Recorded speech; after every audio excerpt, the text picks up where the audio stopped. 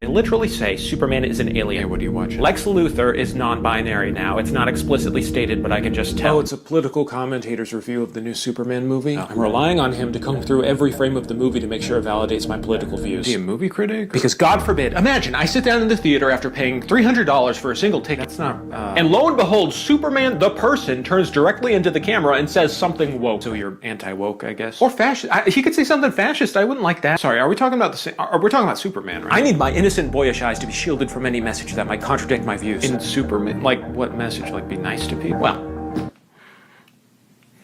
it does sound kind of woke. I don't get why you're so bothered. I'm not strong enough. Look at my innocent boyish features. If Superman does something woke, if Hollywood beams woke particles off the projector and onto the screen that bounce into my eyeballs, I might become woke.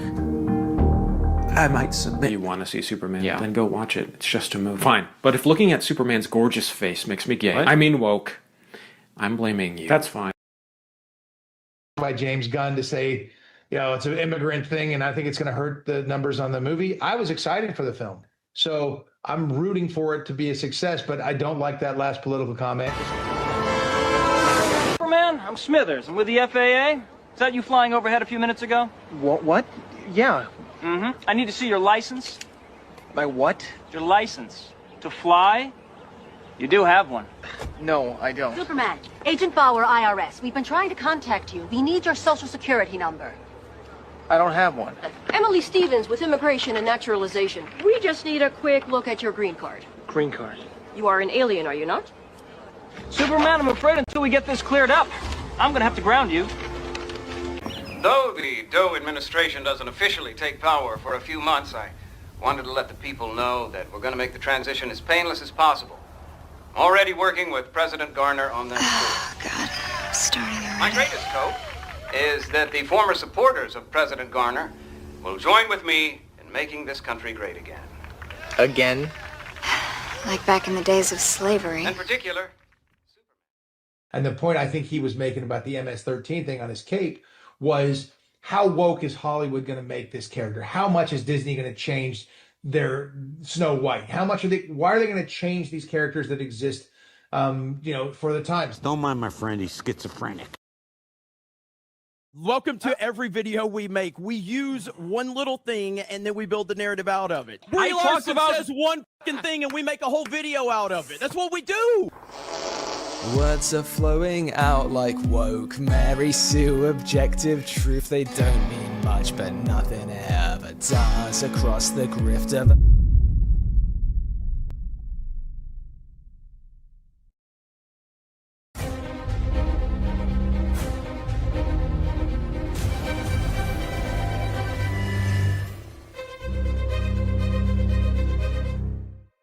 All right, you assholes.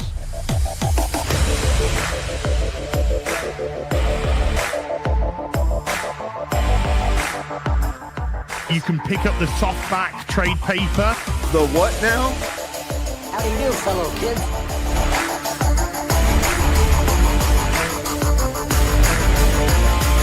The f***ing what?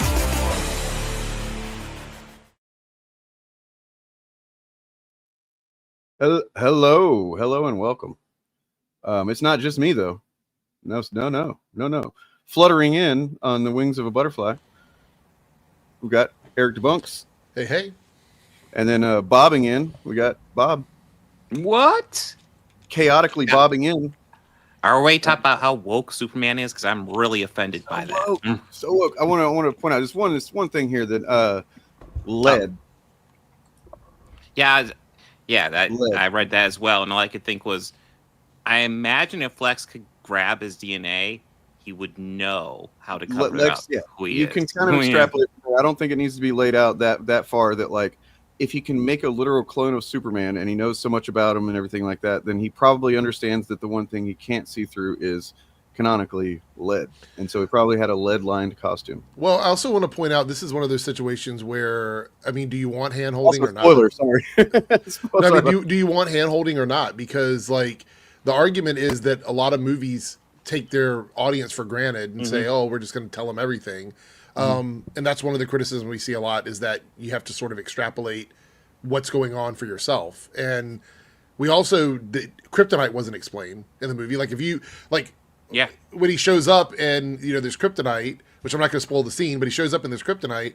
They don't take the time to explain what kryptonite does at its core. It's just kind of like a throwaway line because they just assume that this. And I think there was a lot of that in the movie. What I think a real fan of Superman would do is instead of look at this and go, aha, look, it's a fucking flaw in the movie. Aha, I'm going to point that out at the start of a stream every chance I get just so I can be a special guy. I would think that a fan would go, that's an Easter egg for me because I know that that's lead. That's just me, I mean, it doesn't even necessarily have to be lead. All we can extrapolate is that Lex has done something so Superman can't see it. I mean, if Lex knows about kryptonite, he knows about lead. Let's just be clear. I mean, that's I mean, what are we doing here? If there was a complaint about X-ray vision, mine would be that he only used it once. Yeah. I mean, famously, Superman did give an interview with Lois Lane where he just decided to say he can't see through lead, which was, kind of foolish of him. Let's be real. Yeah, but I mean, I don't know if you guys know this, but we kind of took a big L with the Superman movie because they had a pretty special cameo that's part of this Chud crew. I don't know if you know this, but RK Outpost, Ryan Kinnell, he did the voice for like a certain character in the movie. Watch. Enjoy the negative grip, guys. I'm out. Just seamlessly into the movie. I didn't even know. I thought you were going to show a certain animal typing on a computer. Enjoy the negative grip, guys. I'm out. There was that aspect too. That meltdown was so funny. Enjoy that aspect. Yeah, that was a funny meltdown. Yeah, somebody just pointing out basic budget numbers. Oh my god! Oh my. I mean, if Superman was really a hero, why didn't he fucking release the Epstein files? Right. I mean, that's the question. True. That's the question. Release those Epstein files, Superman. Come on. We all put on our pants one leg at a time, or whatever he said at the end. Sorry. By the way, sorry for the spoiler. It's worth saying if somebody has access to the Epstein file and isn't releasing it, kind of makes you wonder if there's maybe something incriminating on that. Maybe in there. It's one thing to not release it for certain reasons, but if somebody was to campaign on it, right? Just to literally, that's a big part of their campaign for president. Okay. And then they built up this whole mythos about how he's going to expose all the deep state, Democrats and the PDF files and stuff like that are connected to him. And then he gets in office and he's like, oh, we're going to do it. And then his attorney general is like, yeah, we're going to do it. I got the whole list on my desk right now. And then suddenly, nah, dog, we ain't doing that shit. Ain't nothing there. Y'all are stupid for even thinking that. I mean, the story has just in the last month, the story has changed several times.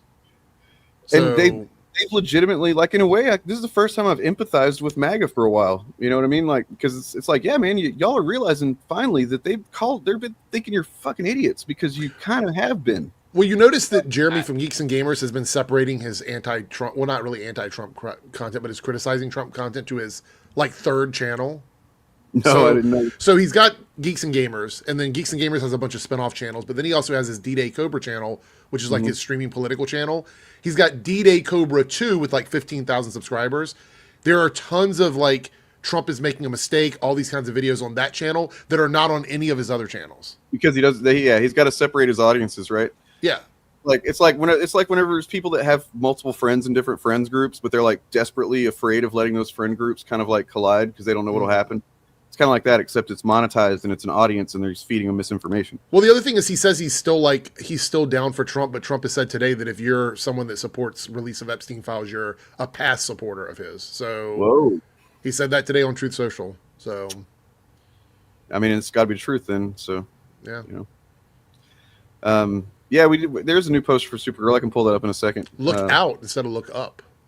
I mean, I got to be honest. I was not expecting. Spoiler alert. We're probably getting. I don't think we're going to necessarily dive into spoilers. I think the poster existing is sort of it defeats the spoiler. Well, no, I'm just talking about her calling him a bitch. I was surprised. I don't know if anybody's ever called Superman bitch. I will tell you right now, in the little bit of time that I saw her, I am more excited for that movie than I was for Superman. Yeah, yeah. Especially Woman of Tomorrow, a take on that comic is going to be crazy. Yeah, I mean, the movie did get me excited for the DC universe, and honestly, I'm kind of excited to watch the movie again, which I plan to do later this week, because it was definitely. I'll be honest, Superman film. I think it's pretty easily that. Probably almost before I saw it, but I mean, I was, just based on what I believed it was going to be, I was like, I'm going to really like this movie. And of course, it could have been fumbled in the execution, and I would have just thought it was terrible. That did not happen. So, yeah. I was wondering during the movie, whenever he's like, crypto is a foster situation, I was like, what is, and I didn't click with me, but then it made perfect sense at the end. Yeah. If you haven't seen the poster, here's this.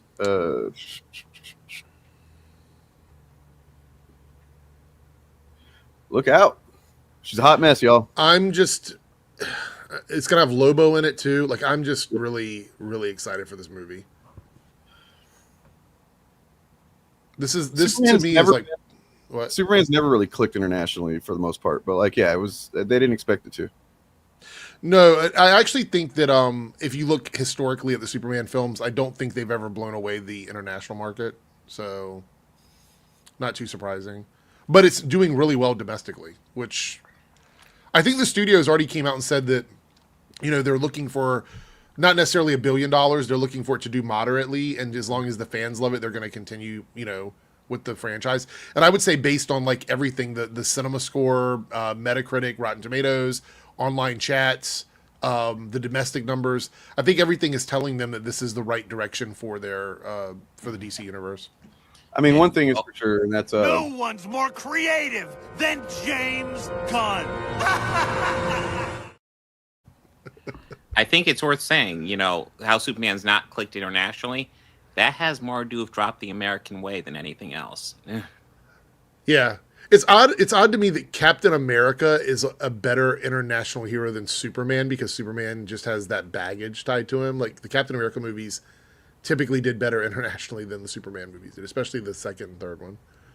I definitely want to see this become a popular meme in our communities, if possible. You guys, search that up and find it, and maybe once we get some higher res images from those monkeys, we can get some better ones. But this is just like any thumbnail, any image of any chud, whatever they're saying, anything. It's so easy, just the easiest fucking format template for a meme. You know what to do with it. You know what I'm really shocked about is I was watching some different reviews from people, and a couple of the bigger ones like Nerdrotic and stuff.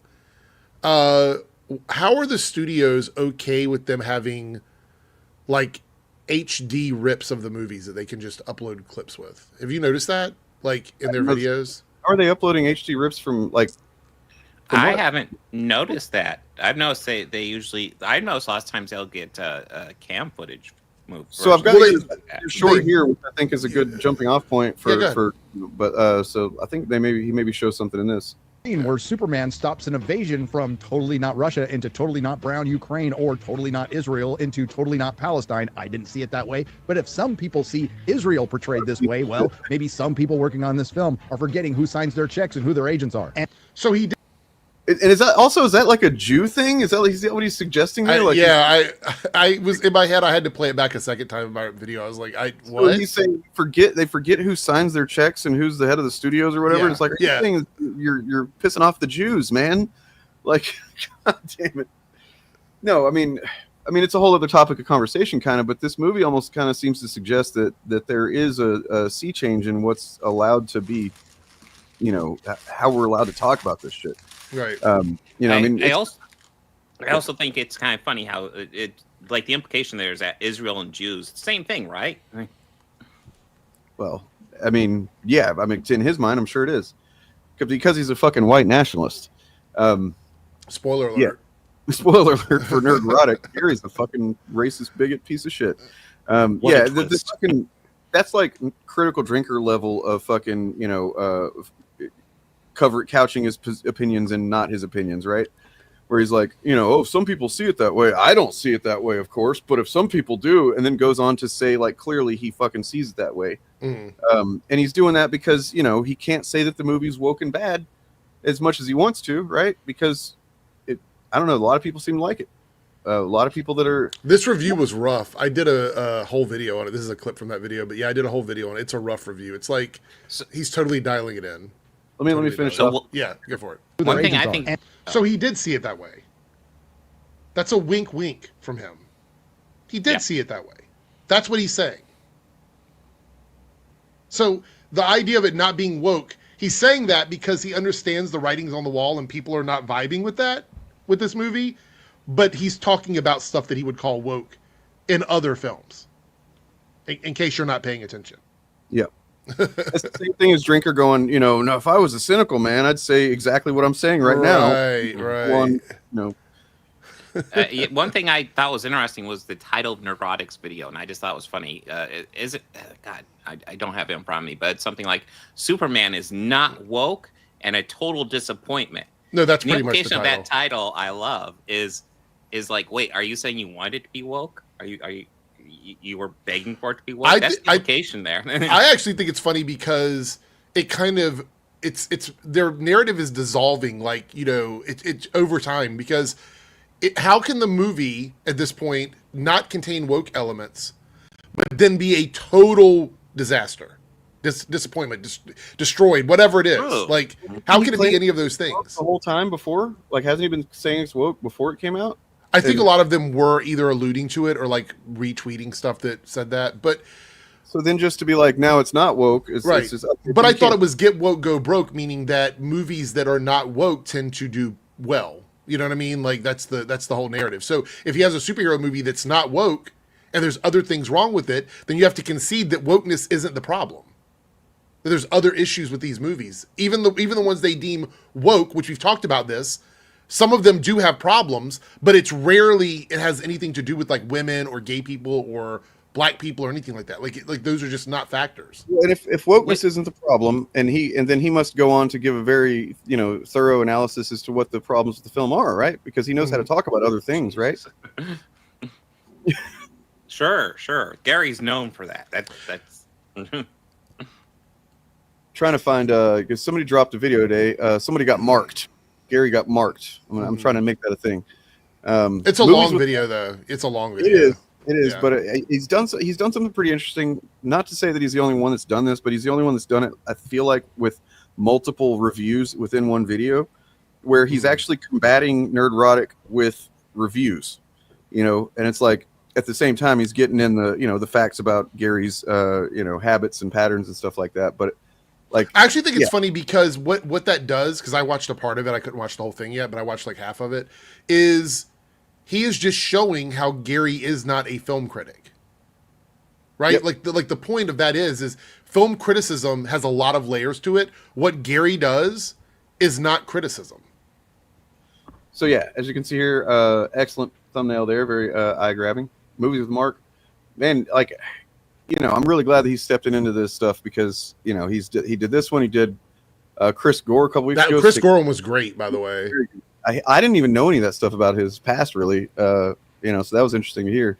It's just that, like, Chris Gore isn't even somebody who saw success and then failed. He basically just never saw success, and he just kind of everything he's done has been like a massive failure.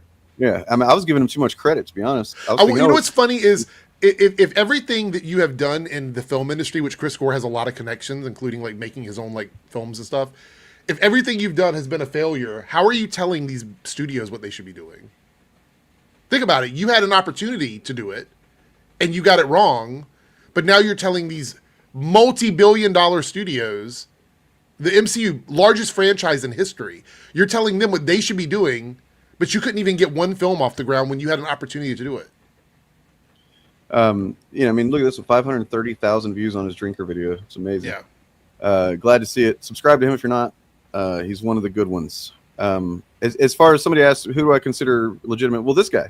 Other than that, he just started recently doing these types of videos. Other than that, his movie reviews are just straight down the middle, good-ass movie reviews that tell you what he thinks about it with actual analysis of story and tone and structure. And, he's not serving any agenda or whatever.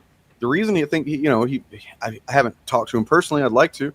Actually, I thought we were supposed to have him on today. God damn it. Maybe I need to fill up with him. I'll reach out to him, but I feel like he probably just got tired of the damage that these guys do to film discourse, right? Like, I would say that this community has this movie, along with like CinemaSins and stuff, have pretty much destroyed film criticism for a lot of people. Mm-hmm. Yeah, I mean, if you want to, we can. I'm definitely going to dive into it on Friday on Live AF. But man, Mahler's community is they're having a rough one right now. Yeah, their Reddit is really interesting. It's I actually looked over a bit of Mahler's EFAP of Superman, grabbing clips for a certain Mahler video I'm working on. But God, the takes are really bad. A certain Mahler video? What are we talking about? Yeah, I'm working on a Mahler video that's been in production for a while. I don't do I gave up on that a while ago. Like I shout out to all you guys that do that. I just turn on my camera and talk shit. Like I can't do the editing thing. Like it's just not for me. But shout out to all you guys. Like it's a lot of extra work. It is. Like I can't. My ADHD, what is it? ADHD? I don't even know if I have it. Whatever it is that causes you to like lose concentration, whatever that is, affects me when I'm trying to do stuff like that, and I just can't. It'll be hard. Lots of times I just gotta force myself to sit down and work on it for like 4 hours, and usually I can get solid work done on that. But yeah, I'm better screaming in the microphone, so that's what I'll do. I mean, I think Jeremy Johns is, he's kind of a boring film critic to me. Like I don't feel like he gives a lot of analysis that I care for. I know that he did the Am I Racist thing. He was basically one of the only semi-legitimate critics who covered that movie whenever it came out, which lends it credibility. Which was very frustrating. Like I don't really have a big problem with Jeremy Johns. I don't think he's a great film critic, but if you enjoy him, that's fine. That Am I Racist review caused me to unsubscribe from his channel. And I didn't know anything about the blackface thing with Blade because I guess it kind of I didn't know anything about that till then either. But I also think, looking back now, he's also on cruise control with his reviews. He kind of just does them because he has to do them at this point. Well, I mean, I always thought his rating system was weird. You know, this movie is good with a pineapple pizza in a bathtub. It's like, what the fuck does it's like, do you need to be drunk to watch this? If so, you might be an alcoholic, Jeremy Johns. Jesus Christ. And someone else I used to watch is and I don't think he's really doing reviews regularly anymore. Is Chris Stuckman. I used to watch him a lot back in the day. Yeah, but he became like a filmmaker, so he pulled back on doing reviews. So he's generally got I mean, Mahler and them go after him because of this, because he's just not and especially after he decided he wasn't going to make overly negative reviews anymore. But like even before that, he was just another down the middle, like just a guy that loves movies. He's not trying to convince you anything. What I look for in a critic, by the way, is somebody that'll say something like, if you're into this, then you would maybe like this. Like those kind of statements are what I look for in a critic, because that's somebody who's not trying to convince me anything. They're not trying to make me think their opinion is better than anybody else's. They're just saying, here's the experience I had.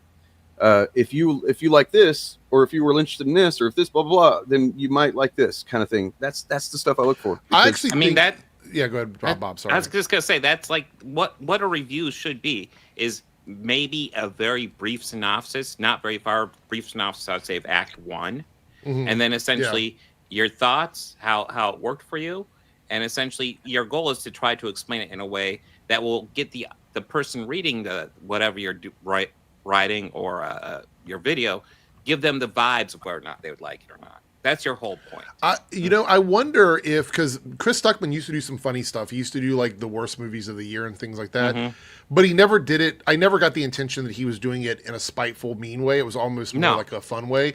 But I wonder if he looked around and saw what YouTube was becoming, and that was one of the reasons why he pulled back on those kinds of videos. I actually have a clip from him. That is literally what he says. He pulled back on doing stuff like that because he didn't like what the community was becoming. And meanwhile, on the other end, you got Mahler, who's now writing a Rippaverse comic. So take what you want. From So look, I have to just bring this up. Eric July has been spending day after day trashing Trump now, like video after video after video attacking Donald Trump. Holy shit! I guess it's like I believe so. You can always tell when somebody believes in something versus when they're just doing it for like whatever reason. I think he really feels a certain kind of way about this whole Epstein thing with Trump because he's made so many videos about it. And he even said in his recent video, he's like, there's one thing that even if everybody disagrees with each other, that we want those files released because there's definitely a cover-up happening. And I think everyone sees that. There's no other way to take it. Like there's literally, I mean, and it's so obvious that even these idiots that voted for Trump can see it. Yeah. and they feel insulted because Trump thinks they're even stupider than that. But like I was saying, they found the one thing that these people actually care about, even if they do have warped ideas of what's in the list and who's in the list and whatnot. They think they're going to find every single Democrat that they've been told to hate is going to be on the list. and that's fine. He found something else to hate on other than movies, finally. So, movies and TV shows. Who would have thought that Epstein would bring people together? I mean, look, I think the reality is that everyone probably felt the same way about it. The only difference is that the Trump administration ran on this, and he appointed people into cabinet positions who also wanted the files released. And then all of them are in D.C. with him, and they're like, oh, wait, no, there's nothing to see here. So, I mean, if y'all want, before we get into Superman too much more, I do have a quick video here from Wired that's pretty interesting about this topic. That it's not even trying to paint Trump as anything specific, but it's just kind of more context about what was really going on with Epstein as far as I mean, we don't have to watch the whole thing, but just check out this a little bit. Death. This does not get into naming names because they're being extra careful about not doing that, but it is still pretty. So the reality is there are some people out there that do know who's on this list, but they just they know that right now the administration is trying to cover it up. They would be in danger, essentially. So, I mean, from what this guy says, and I believe it, is that basically after 2008, which was when Epstein was actually convicted, kinda slap on the wrist for what he was doing. In Florida, he was convicted, but basically, he was given a slap on the wrist for soliciting a child for, which should have landed him in prison. It did not. It landed him house arrest, which allowed him to do more stuff at home, basically. But after that, it seems like Trump did not continue his friendship, at least in any way that anybody's been able to track, with Epstein. Before that, they were very good friends.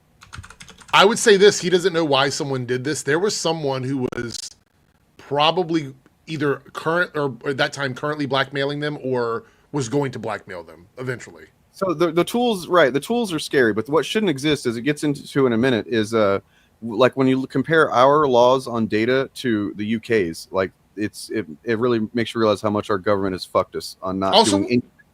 Dane, I also want to point out, if you look at this, it makes all of that data collection stuff for ad revenue and things seem really silly to complain about. Like, there's actual things they can track you on that are very harmful. Just knowing what brand of Doritos you prefer isn't necessarily the biggest problem. You know what I mean? My son asked me the other day what irony means. I wish I could use this as an example, but I can't. So, the fact that he said untold numbers, that's crazy to me. Did you see I showed my brand of Doritos because you mentioned them, and I have some. I mean, I would just be trying to blow up the island, Harbor, a private marina on St. Thomas. The Lolita part is not irony. That's actually intentionally, called that. Yeah, that's not irony. That's just fucked up because that's what was really going on. State, you can that's a mix of Democrats and Republicans. Which you know is, what I mean? and I posted this on my community tab. I don't care. Expose them, whoever they are. I don't give a shit. It could be literally Joe Biden. Yeah, I mean, if that's him, treat him the same way you treat anybody else who would commit this crime. You know what I mean? Like, I don't give a shit. Yeah, these people think they haven't even processed the fact. Many of them, I bet, that their people might be somebody that's on the list, right? Well, I mean, Trump came out today and said this was all still a hoax from Comey and Biden and Obama and all this. And... Let's break down that bullshit. That's why, people, they're stupid, these people, but they're not so stupid as to listen to that shit he said the other day and not see the holes in it. Like, he was saying that, this was something that they came up with to try and catch Trump doing something, but they didn't have anything on him. So why didn't they release it? But they came, and it's like none of that, this is all incongruent bullshit that he's saying. I mean, if they were trying to catch him up and they were trying to frame him, then they would have done it. You know what I mean? But if it's a hoax, why is Maxwell still in prison? Why is nobody going to talk to her? Right. If it's a hoax, how does she have names to give? Yep. Why is she there? If it's a hoax, who are all these people that were abused on the island? It just doesn't make any sense.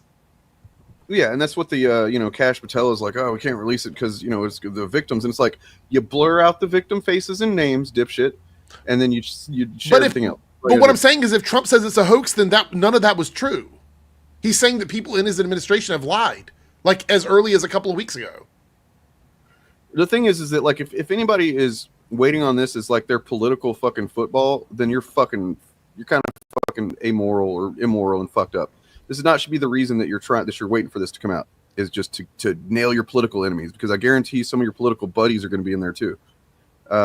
You should be wanting this because it's fucked up that this ever existed, that this network existed, that these people got away with this, that this guy had all this, power that he could get a slap on the wrist for doing it one time in 2008 and then just continue doing it and to and people continue to visit his island according to this video, even after that happened. Yeah, I mean, and look, the guy that gave him a slap on the wrist ended up in Trump's cabinet.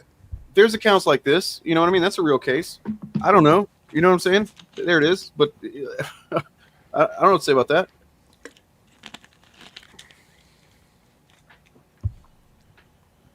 But this isn't about Trump, okay? This is not about Trump doing anything wrong other than covering up something that might show that he's... But here's the worst part. If he is not someone that has done anything wrong, if that is true, that he's just somebody that was there and didn't do anything, which I highly doubt, but if that's true, he is still covering up for a bunch of people that did. That's the problem. Is even if he is absolutely innocent of all this, which, again, I don't believe that, but even if that's the case, he is covering up for rich people. Yeah. Oh, yeah. Yeah. Yeah, it's crazy. It's crazy. It's gross as fuck. There's a Jane Doe account that is extremely fucked up. That and never the fucking gay community, we are getting attacked all the time for doing all these things we are not doing when it comes to children. And then the government is covering up the largest trafficking situation, I think, in history. I don't remember a bigger one than this. I mean, not as high profile, not with like involving such high profile figures for sure. But yet drag shows are the problem. Story hours are the problem. It's not even hypocrisy. I mean, yes, it is things hypocrisy, but it's just like travesty, man. It's fucking... Sorry, Bob. What'd you say? I was just going to say, yeah, optional things you don't have to take your kids to. That's the problem. Right. But an island where you can't escape from, that's totally okay. Yeah, Charlie Kirk was like, look, Trump just needs to go to Camp David for a few days. Just shut off the social media. Just take a break, Trump. You need a break. That's what you need. It's like, Trump is doing exactly what we know Trump would do with this, and these guys don't understand. He's not going to listen to any of them. Trump's ego is the reason why we have complained about him for years now. This is why. And he's doing exactly what I expect him to do. He's trying to he says he's calling it like the Epstein hoax now, like Russia, whatever. Dude, it's not happening this time. It's not happening. He campaigned on it. Like, this was a big thing for him. You like last week when you released when you had Pam Bondi release the update saying we're not going to release anything else or whatever, and then the next day in the office when you're having a meeting, a reporter asked about it, and you're like, why are we still talking about this? Your fucking Pam Bondi released the information a day 48 hours before. I mean, I would agree with you, Critical Ox, but this is a class comment, not a race comment, I believe. You know, it's simply the fact that most white people, you know, I guarantee it's mostly white people. Higher class, but yeah, absolutely. I'd be surprised to find anybody but white folks on that list. There's probably some, but yeah. I mean, there's rumors, but yeah. Look, there's been some like, I guarantee, and this is what a lot of MAGA people, or I guess ex-MAGA at this point, because he's excommunicated them. We'll see if they actually believe it. Have said that the midterms are going to be a bloodbath. It is going to be an absolute bloodbath because he is giving them so much stuff to run on in the midterms. And they put a vote out for the Republicans to allow them to release these files. And it literally went down party lines. Democrats said, yeah, release it. Republicans said no. They've been busy gerrymandering the shit out of everything. Well, I know Texas is one that's pretty bad. But other states like Gavin Newsom has literally called them out on gerrymandering. Like, he's called them out on it. So I think... Like, we'll see how it goes in the red states, but I don't think we're going to see that in the blue states. True. Yeah, I mean, even if these people aren't going to full on just like break off their loyalty, their love of Trump, like hey Ryan, what's up, man? Hello, boys, and in some cases, gals. Right. We're talking about fun fandom stuff like Epstein and PDF files. Yeah. Why didn't Superman release the files? And like, what is he hiding? I mean, you have to think that even if they don't like break off their support for Trump, this is going to definitely demotivate them from getting out and voting for any Trump candidates. I think a lot of them may not change who they're voting for, but they just might not vote at all. They just won't get out. They're like, oh man, I don't know if I mean, there's that question of whether or not he's just covering this up because maybe he's a PDF file. I mean, no, I can't let myself think that. That's not true. The Democrats are getting into my brain with their woke brainwaves. Anyway, how's it going, Ryan? I mean, I know that's supposed to be a satire of one of them, but like that's actually how they think. I swear to God. It is. Yeah, I've been checking out some of the videos today on the reaction to his most recent. Well, there's two. The Truth Social post, and then he had like a little Oval Office meeting with the president of Bahrain, I think, or whoever that was. I don't even know who it was because the whole meeting ended up asking about like Epstein. So was it the president of Bravia or? Oh yeah, the Hammer Bravia, yeah. Well, No, I mean like, yeah, go ahead, Brian. Sorry. The last thing I saw was the today's Truth Social, and the comments to that were basically some people supporting him, some people saying they didn't know what was going on, and some people saying that they just weren't going to vote. And it's like, has he poisoned you that much that it's a choice between vote for the guy who's covering up for a convicted paedophile or the Democrats? And you're like, I'm out. Can't choose between those two. You really want to believe they're all PDF files, but you just have no evidence yet because you're just waiting on that damn list. I actually think that the bigger damage that's being done is to the people that help put him in office, also known as the influencers, because people like Joe Rogan and a lot of people are basically they're walking away from it because this is not something they want to be a part of. They don't want to be connected to a pedo cover up. Like they just don't want to be connected with it at all. So yeah. I mean, I could have told them before they backed Trump if they didn't want to be involved with that. Don't back Trump. Don't. Yeah. Yeah, Think Noodle. So it's on the D-Day Cobra 2 channel is where he's melting down about Trump. So there's so many videos. So many videos. And he's still saying, like, I'm a diehard Trumper, but, like, dude, no, you're not. If you're criticizing him like this and saying that he's covering up, like, the biggest essay ring in history, I don't see how you can still be a quote-unquote diehard Trumper. Clip out real quick. This is pretty fun. And seeing Andrew Schultz of the Flagrant podcast, who's some people have actually begun to consider him like an actual fucking journalist of some kind, which is crazy. But this is a pretty good channel, Podcast Cringe. They cover kind of like the ongoing meltdown of the Rogan sphere and all that shit. So he's now treating them like fools. Are you still talking about Jeffrey Epstein? This guy's been talked about for years. You're asking, we have Texas, we have this, we have all of... These are all people, by the way, that fucking, support Trump, all in, wanted him in office, everything, and yeah. And did that for the Epstein files. Like, this was part of the reason why they supported Part of the reason. Yeah. the things. And are people still talking about this guy, this creep? That is unbelievable. Look at them. You want to look at the look on their face. You feel like answering. I don't mind answering. I mean, I can't believe you're asking a question on Epstein at a time like this, where we're having some of the greatest success and also tragedy with what happened in Texas. It just seems like a desecration. But you go ahead. Sure. This is it's giving me big vibes of Zack Snyder on Geeks and Gamers. Yeah. With like the desecration to ask about something we just released an update on this 2 days ago. It's a desecration to ask about it. Okay. Yeah. First, to back up on that, in February. So we're stupid. Yeah. we're the idiots, guys. Just to let you know, we're wasting time. I mean, they are wearing fucking literal foil on their heads and crotches and stuff. So. It's almost like they didn't really expect it to go this way. It's funny that we told them that it was going to go this way, but they didn't want to listen up because. Yeah. I mean, that's a good point. That is, like, in all seriousness, that is, I think, what is enraging people right now is it's insulting our intelligence. Like, obviously, the intelligence community is trying to cover it up. Obviously, the Trump administration is trying to cover up. Something changed. Because they ran on this idea of exposing it all. All these guys had great ideas. Cockeyed Cash. He had clips, Doug. He had bars. He was ready to tear it all down. He was ready to tear down the entire FBI office. Shut down the Hoover building day one. Them bitch still standing. And then he goes on Joe Rogan and he's like, listen, do you think if I had it, I wouldn't share it with you? I do. Yeah. I do. I do believe that. 100%. So, wait, are they implying that Trump is full of shit? Yeah.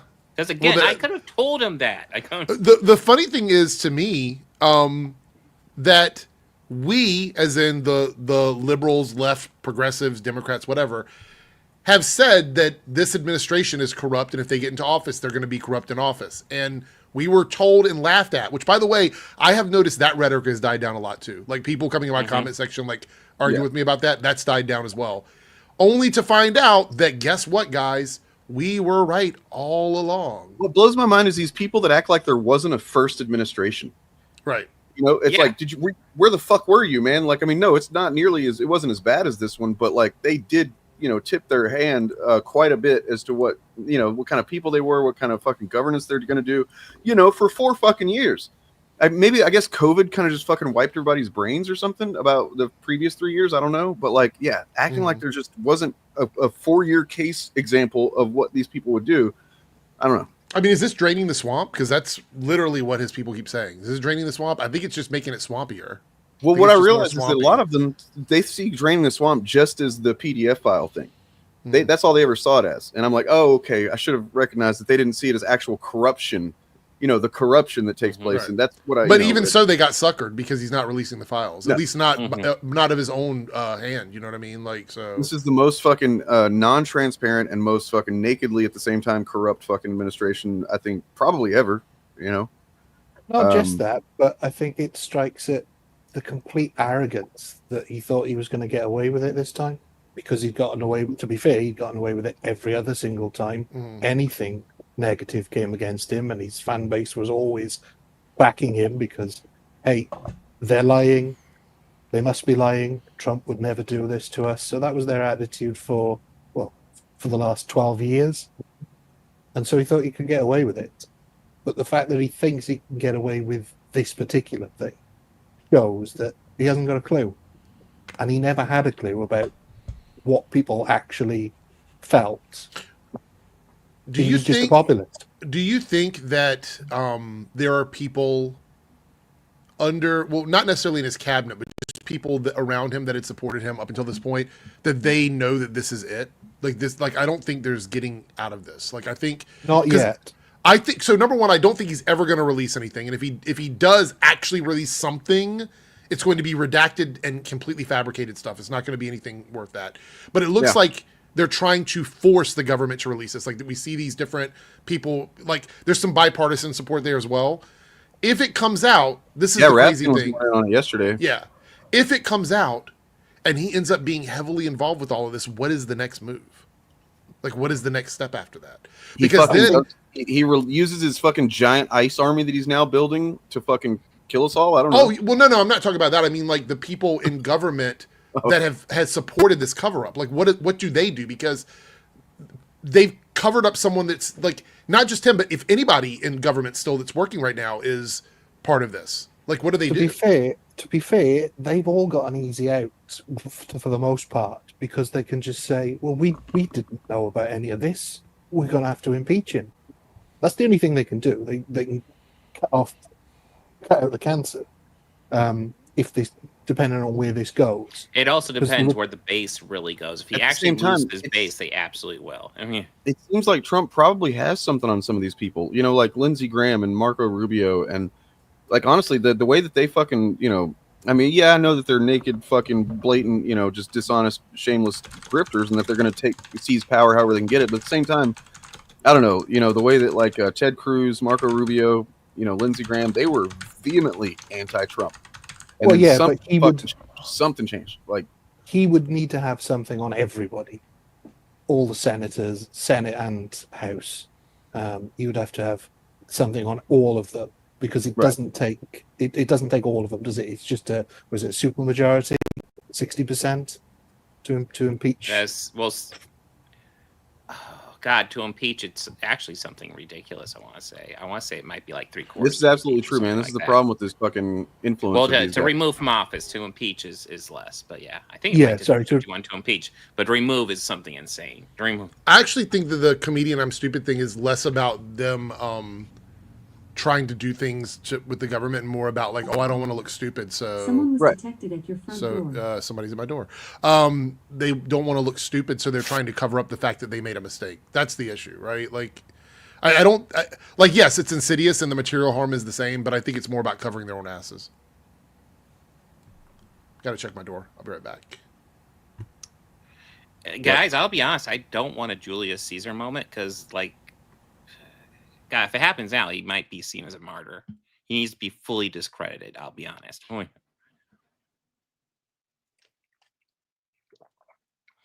Yeah, I think it will be discredited. I think. Oh, and by the way, at the same time, right now, this morning, remember that fucking beautiful ceasefire that Trump negotiated? Not anymore. What? Israel strikes Syria today. I mean, it's not Iran, but it is Syria. No you know, way. Israel's just fucking off the chain right now, dude. They are fucking gone. Like, man, where's Superman when you need him? Shit. hey, that was not Israel. That was True. Moravia. Damn it. True. That was not Israel-Palestine. That was That's true, man. We really fucking similar. we need a fucking legit reconstruction after this shit. Of course, it probably won't happen, but like, yeah, we will need one. I think what amazes me about this all is that they couldn't even do it. They couldn't even do fascism for 6 months. I expected them to at least do it for a year, maybe 2. Mm-hmm. I expected things to get a lot worse before Trump would reveal himself to be who he is, to expose himself to the wrong people. So you got to think of like, this is a guy who has more failures in his background than most people have attempts at something, you know, and like he still considers himself a fucking winner. It's like the level of delusion that this guy lives with, you know, that he I would say suffer from, but I think he's doing fine internally, you know, is fucking beyond comprehension. And so he just thought, oh, I'm in power again. I got all these people behind me. We got Project 2025, you know, fucking no guardrails this time, motherfucker. Let's just speed run this fascism shit. And he didn't even think about that. Oh, we don't know what we're doing still in a lot of ways. We think we do. We have some plan this time, which is what they didn't have last time. But they thought if they just had a plan, things will go better. And the problem is, he is the problem. His ego, his fucking, you know, wishy-washy nature, his doing stuff just to appeal his own fucking ego. And when somebody says the right thing and he, you know, oh, we have a beautiful ceasefire and, you know, shit like that. It's just fucking insanity. We are being run by a fucking insane person. Like, this is reality on insane level. I mean, the only good news about it is we have a whole bunch of fascists and they're tearing each other down as well. So, yeah. I mean, it is kind of what fascism does. It's not a functional way to do things. I mean, look, what it really boils down to is this. Enjoy the negative grift, guys. I'm out. the funny thing is, just a few days ago, my initial fear was that they were playing this to say, to sort of pretend that they were hiding something when actually there's nothing in the Epstein files and it's all on the level, but they know their audience won't buy it. So they're going about it in this ham-fisted way so that the Democrats would push and push and push for everything to be put out in the open. And then when everything is put out in the open... Hello? Yep. Hello? Yes. Okay, sorry. My mic was making a weird noise. All right, I'm back. Yeah, basically forcing the Dems to force this out in the open to reveal nothing, and then Trump could say, see, it's another hoax, but he's gone early. I mean, I know a man of his age is liable to sort of prematurity issues, but he's gone way too early calling it a hoax. Yeah. Oh, shit. Dude, you hit 5,000 subs, Eric. Yeah, he's almost 500. Yeah, I'm over 5,500. I got 500 subs in 2 days. So. I just saw it like the other day, and I was like, "Oh, he's about to get 5,000." And then, and then I just blinked, and there you are. Yeah, I was actually going to schedule a 5,000 sub stream like at the end of this week, but now it looks like I might be closer to, like, I'm 5,005, almost 5,600 now, I think. I mean, it is well deserved. You're doing it, man. You've been busy on your channel, man. I haven't had time to work on mine. You've really hit a stride. You found the exact niche, I think, that you were looking for, and or at least that the algorithm was wanting from you.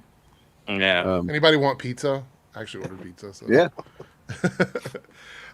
No. I'm really happy. I don't know what it was. It just kind of happened. On this past weekend, I was my normal, like my sub count was my normal thing where it was going up at a normal rate, and then all of a sudden like that. I think I know what it is. Looking at your channel, it's all this Superman shit, man. Is that what it is? Like, they've been exposing their asses, as well as the Jester Bell stuff, I think, which has been excellent. I think that Jester Bell stream you did the other day was hilarious. Oh, that was shit, exposing all these idiots on Superman, even giving fucking Tony Beers what for. That video that was rough. Epic, man. That was a rough fucking he's video. Been asking for it for a while. What's so funny because Bob, he was reacting to one of your videos, and I didn't know why he wasn't showing what you're saying. And then when you're like, "Oh, because she did this one thing," and I'm like, "Oh, that's why he didn't show it then, because it would have explained why you were calling her sexist." He's so blatantly dishonest, but he's too stupid to realize that he's so blatantly dishonest. My favorite bit was. Sorry. My absolute favorite bit was when he made the bold statement that white culture is anything created by somebody who's white. Right. Yeah. It's like, oh. And I was like, I made a burger today. Is that white culture? Like, it just doesn't make any sense. Like, what is that? Wait, what is he talking about? Is Black Panther white culture? So Eminem is doing white culture. It was just so funny. Eminem doesn't even call what he does white culture. No. God damn it. but then the worst part is he's in the comments arguing with people trying to defend his position. I was like, dude, you've been making an ass of yourself fucking every day in my comment section. Every day. So he's begged for it. He's begged for it since, literally begged for it since I think a video that me and Bob put out together 3 years ago almost now.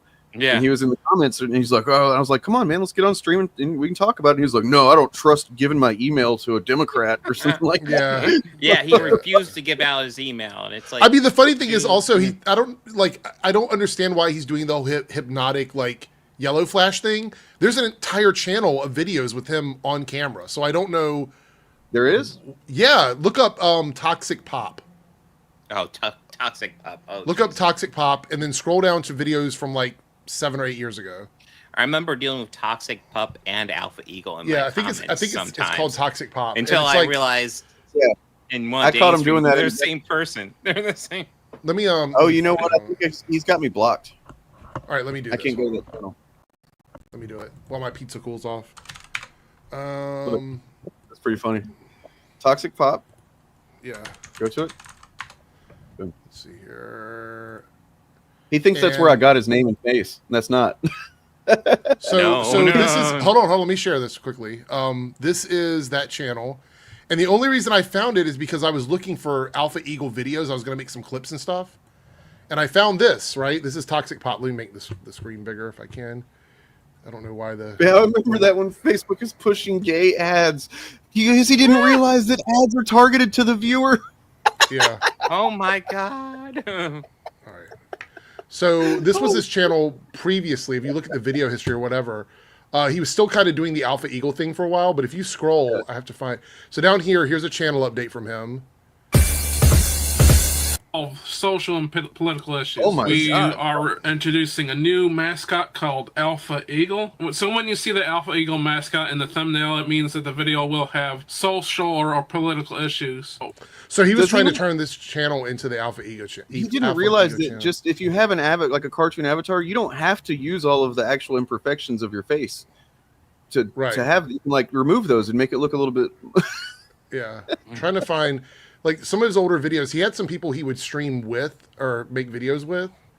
Let's see, where is it at? I think it's way. I mean, down I here see at his the face in bottom. a thumbnail. Jeez. No, I mean like he's actually on video. Let me see if I can find this. Yeah, this is Alpha Eagle, right? Beta Birdie, that's what we called him. Beta Birdie. Back in the day. I never talk about this because I thought people knew. I didn't think that this was like a. If I cared enough about Alpha Eagle to fucking no, the reason I found this is because some hero who Damn it! Hold on. That loud ass music.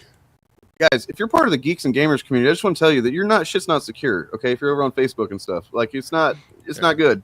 All right, this one doesn't have him in it. This is the other guys he streams with. But let me see if I can find one. I just saw 3 of the same guy. Yeah, there he is, right there in the middle. That is Alpha Eagle. It's definitely. That's Tony in the middle. Man, like it's. Oh God! I'm a overweight guy. You know what I mean? I'm not fucking in great shape, but at the same time, man, like I guess. I also point out these older videos weren't like the woke stuff or whatever. This was just him and his friends talking about movies. Oh, okay. 9 years ago, 300. Yeah, okay. So actually talking about maybe with some like a little bit of fandom still involved, right? Yeah. So look right here. The name of the channel is Tony Beers. That's the actual ad of the channel. So. Yeah. He thinks that's where I got his information. But this is all public. Like, this isn't private stuff. This is a public channel. He thought he did such a good job hiding it. I mean, but I'm blocked. What are you against? What, you don't believe it? You fucking against? Oh no, actually I found it. I got to it. Never mind. I was about to say you can't really block you. Wait, is he watching right now and he just unblocked me? Thanks, Tony. Appreciate it, bud. Anyway, it's beers, Listen, as in multiple beers, as in he seems to have had multiple beers every time he comments on the internet. The fact that we have at least a couple channels I can think of off the top of my head that cover us almost anytime we do something. The fact that we have that means we're doing something right. Did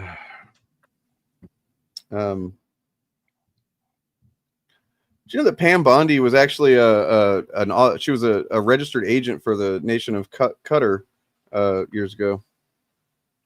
I don't know what that has to do with anything. I just saw that earlier, and considering, I guess, Trump's meeting with the leader of Qatar today. I don't know. Seems interesting factoids. The Bears. The Bears. Listen, we understand that the Bears been mathematically eliminated from the Super Bowl, but we all know it's part of Ditka's master plan, and we just gotta see it unfold to realize how the Bears are gonna win.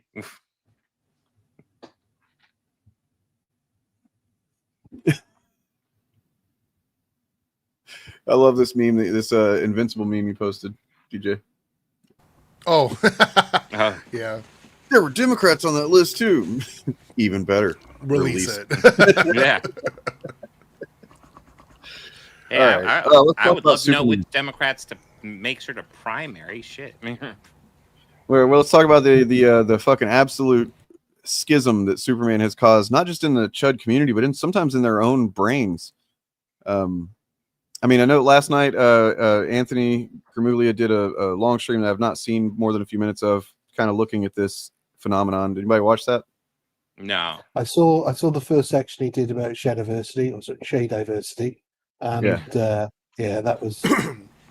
It's like 4.5 hours, right? Yeah, it's pretty long. Yeah.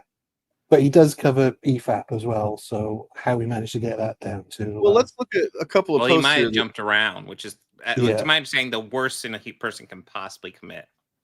Yep. So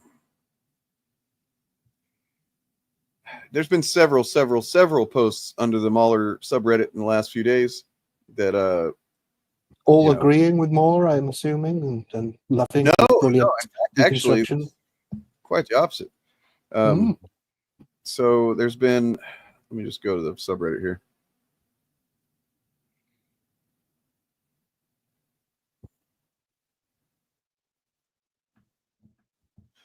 A lot of people are just straight up saying that like Mahler and Rags got it wrong. You know what I mean? This is just wrong. They're one thing that they're really stuck on is the adjusted for inflation thing. So what's the deal, Eric? Seemed like you covered that a bit. Yeah. Like saying, like adjusting, and I think Ryan commented this too, and I made several videos about it. If you adjust for inflation on like the box office ticket sales, you also have to do it for everything else. Like you have to adjust the budget of the movie, you have to adjust the marketing, you have to adjust factors like 3D, IMAX, things like that. You can't just do one thing and say, oh, well, this proves that it's not as good as the other movies because this other movie did better adjusted for inflation. You can't do it that way. Number one, box office has nothing to do with quality of the goddamn movie. But True. Yeah.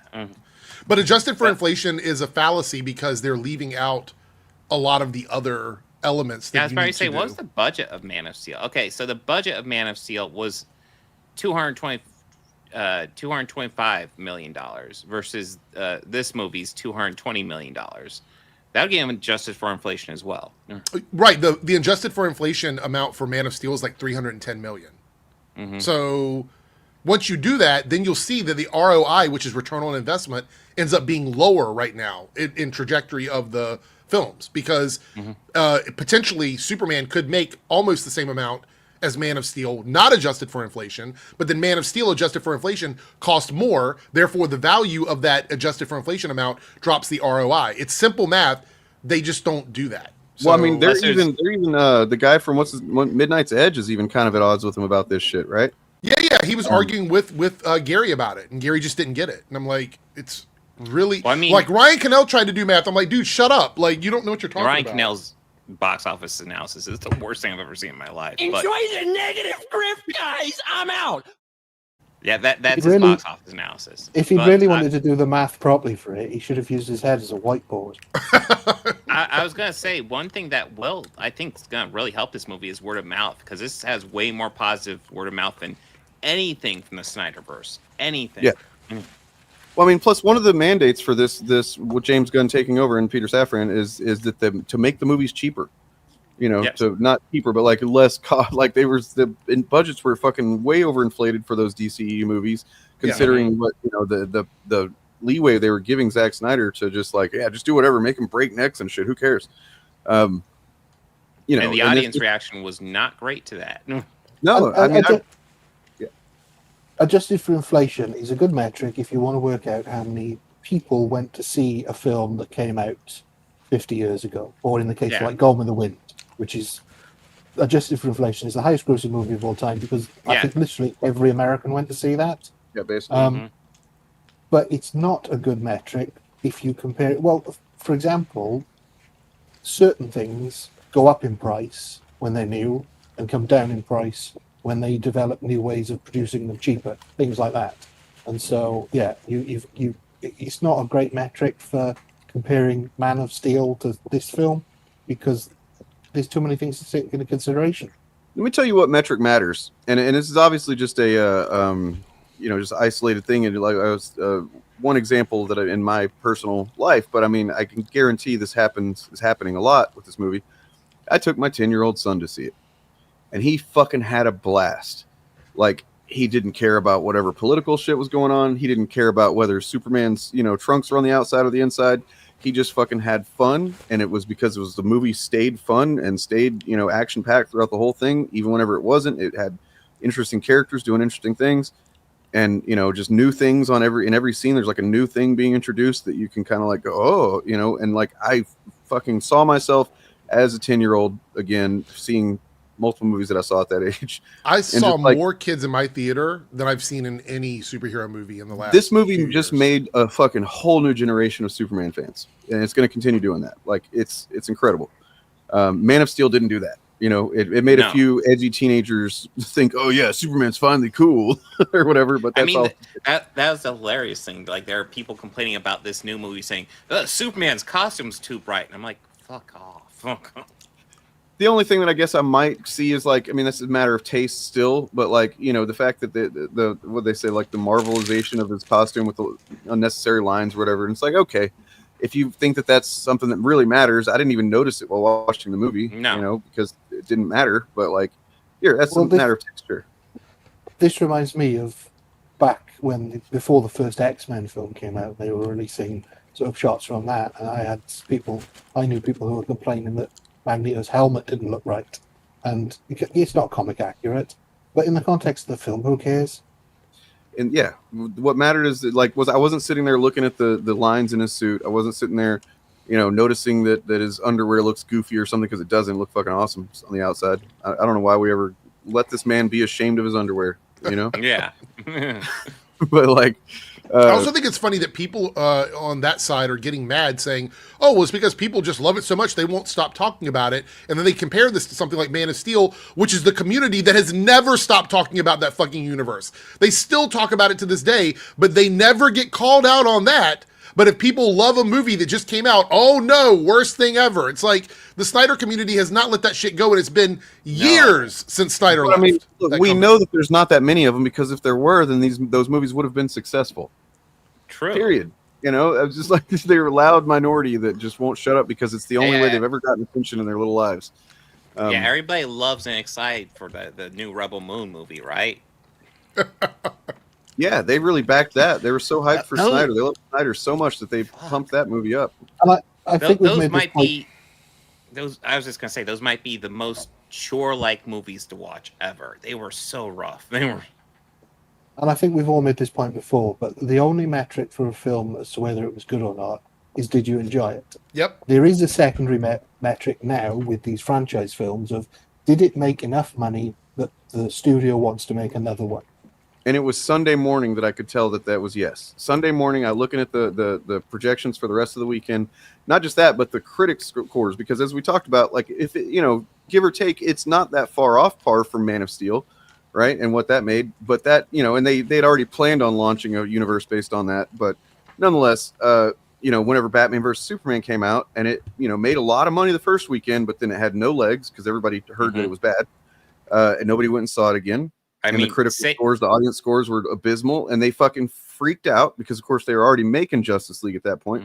But I bet if they weren't already making Justice League, they would have put the brakes on it completely. And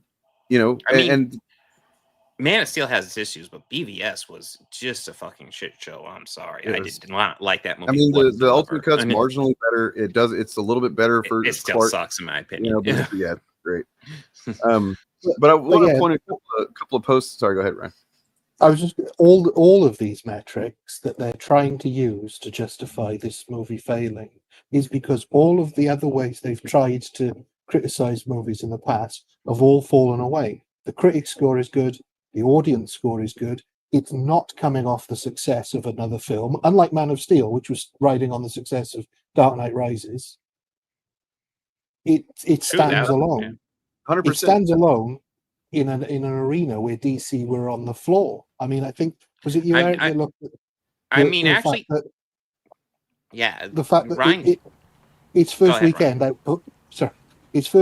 outperformed the last like 5 or 6 DC EU movies. Yeah, 100%. Yeah. In totality. Yeah. Yep.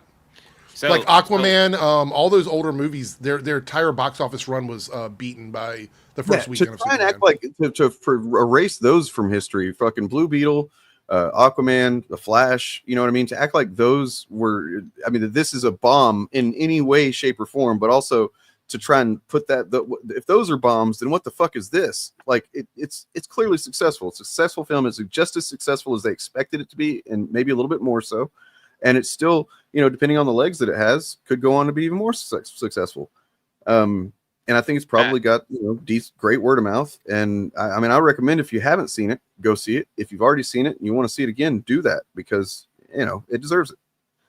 I think you guys were kind of already following up on it. But yeah, just the atmosphere for DC movies when 2013 came out, Man of Steel, was actually fairly positive. It's tough to think of that now, but it was fairly positive. It was like, okay, let's see. They did the dark, gritty Batman. Let's see what the dark, gritty Superman will be like. There's some excitement for it. DC has been down the dumps for years now. For this movie to perform as well as it did, it's impressive. And let's be real. Part of the reason that they didn't know what to do with it from moment one is that it's not a Disney movie. So their number one priority in all cases is to hate the Disney thing, right? They're going to do that for sure. Now, depending on whether or not they can use a Warner or another studio thing against the Disney thing, they will do that. They will absolutely, prop that thing up. But the problem is, Fantastic Four is not coming out for another couple of weeks. If they had dropped them in the same weekend, basically, then you would have seen them blowing this, and just sucking on this movie's fucking, the whole time. They're still trying. Some of them are still trying. But so, I wanted to get the division. Dane, sorry. Before you move on for a second, I want to ask you a question because we had the same thing happen with Rings of Power and what was it? House of the Dragon. House of the Dragon.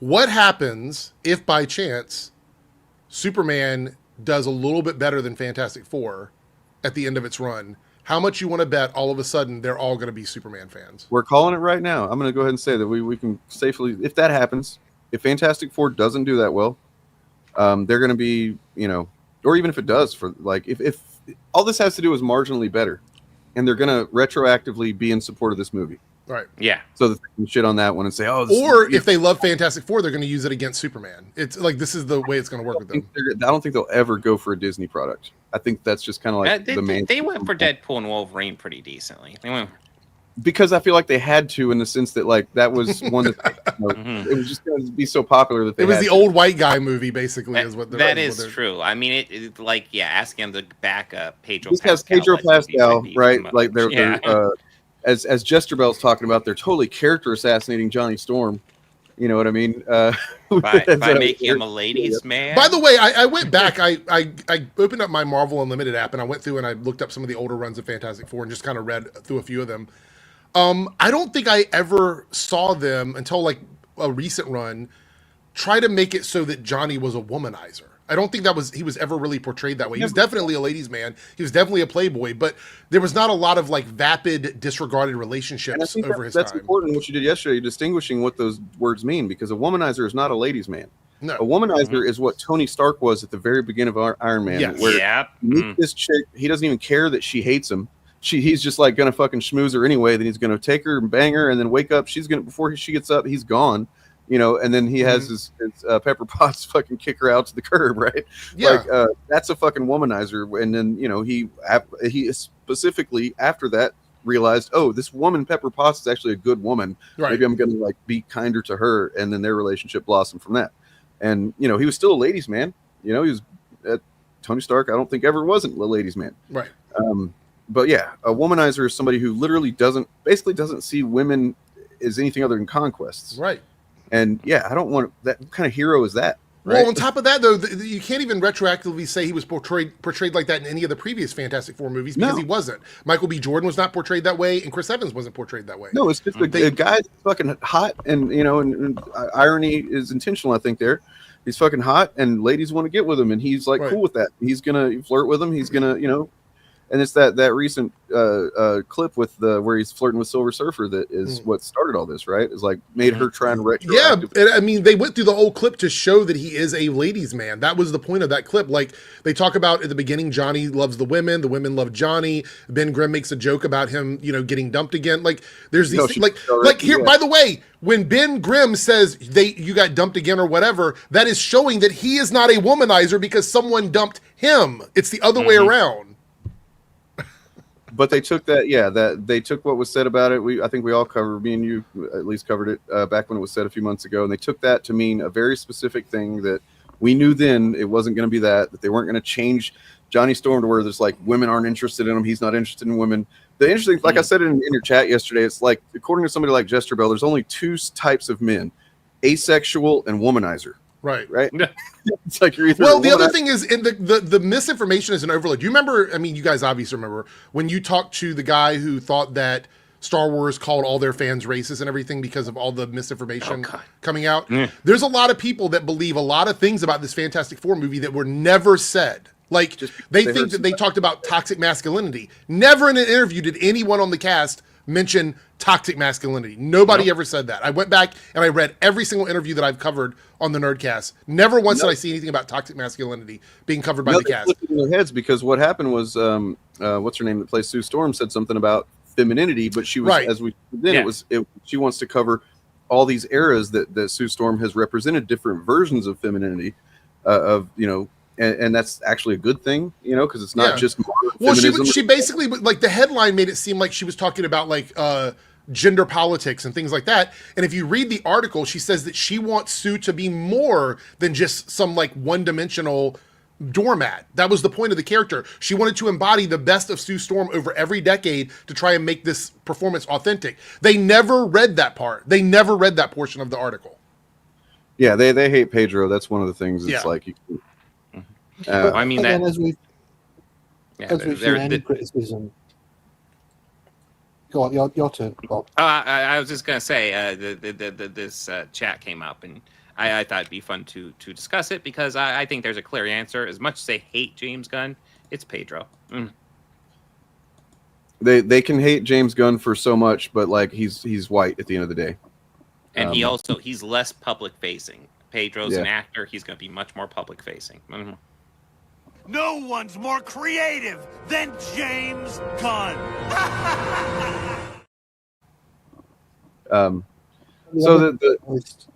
Sorry, what? The other thing I noticed in the Jester Bell video that you covered, Eric, was her complaining that Joseph Quinn's too old to play Johnny Storm. And I mean, I think your point was good. Yeah, but 3 years ago he was playing a teenager.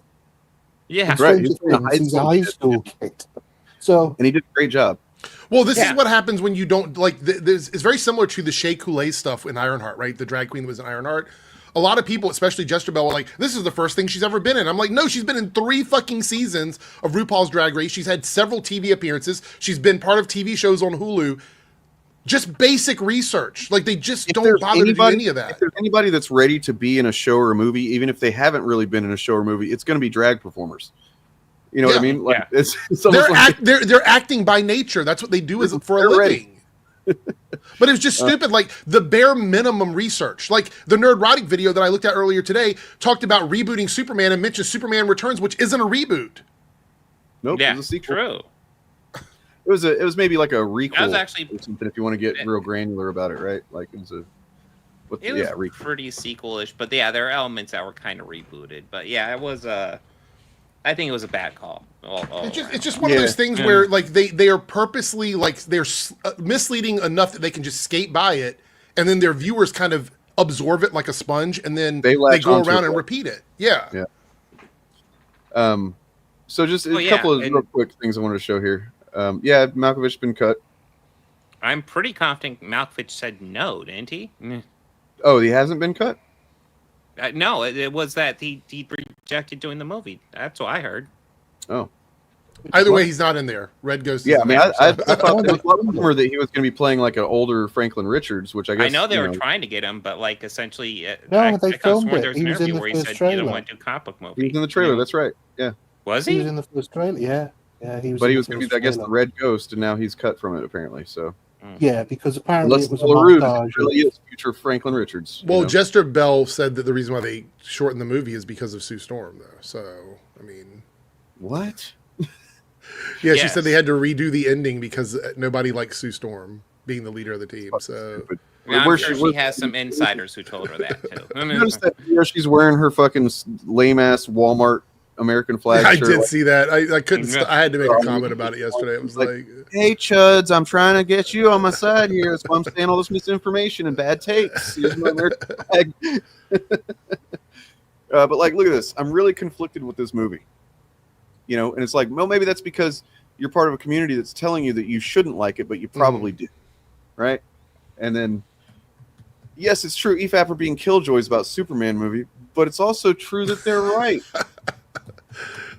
Come on, guys, wake up, wake up. Then you got Dean Cain being a fucking moron here, as he does. It's not even the right arm. Yeah, it's just so stupid. Like Dean Cain, man. Like you already showed the clips earlier. Like so much hypocrisy. Last was a big miss. This is the one about Superman. Let's see. I think people want to be happy. They don't want to be miserable about movies anymore. And I think this community is dying out on that. It's their job to say this thing is bad and it's objectively bad. They gave it like a 2 out of 10 or some shit like that. And it's like, come on. Even if you didn't like the movie for various reasons, I don't see any way you could call this movie a 2. That was the thing about Shea Diversity's review. He prefaces it. He talks for about 5 minutes about how much he enjoyed the film and how much he really did like the way they portrayed Superman, and then gave it a 3 out of 10, and then explained why. And more than half of his reasons were things that he missed that were explained in the film. Like his big thing is, why didn't Lex kill Superman earlier? I mean, like, it turns out that even when they spell it out for you in the film about why characters do things, have you guys have you guys noticed in some of the communities, like on the Mauler subreddit and places, there's a term about like cinema literalism is killing entertainment. Like the idea that everything has to be looked at, like everybody would make the best possible decision in every situation so that there's never any kind of conflict. Like you would say, well, why doesn't this character do this instead of this other thing? And it's like, because in the moment they didn't think about that. You know what I mean? Like that's why they did it. Yeah, go ahead, Dane. Sorry. An example I've talked about before. Where I remember they were talking about Dane, you're bottoming out there. Oh, check. Yeah, am I back? Yeah. Yeah, you're good. It's something like Terriers or something where somebody was a career criminal that they were reviewing, and the guy breaks into a house in the middle of the night or at night or whatever, and he's like trying to grab something and get out unseen, and the people come home while he's in the house. And he he's like, oh shit. And he scrambles and he like drops something, his tool or whatever. And then, gets out without being seen, but he left something behind. and there was like apparently the EFAP and the community were like just saying it's terrible, objectively bad writing because a career criminal wouldn't have made that mistake. And it's like, are you fucking kidding me? Career criminals make mistakes all the time. That's how they get caught. Human beings are fallible. I don't know if it's like an overinflated ego or if they just think that they're cleverer than they are. But I mean, anyone who involved in crime detection will tell you that any criminal makes at least a dozen mistakes without even thinking about it. They will think about covering their tracks in certain ways and then completely forget in other ways. And that's how they get caught. Yeah. Well, the other thing is you would argue that Lex would be smart enough not to be who he is. Like if you go to the core of it, why would he be an awful person doing all these awful things if he can apply his intelligence to just being a good person? Like you could argue that why would he make that decision? You know what I mean? If he's that smart, why doesn't he engage in the best therapy that the world can offer? Right.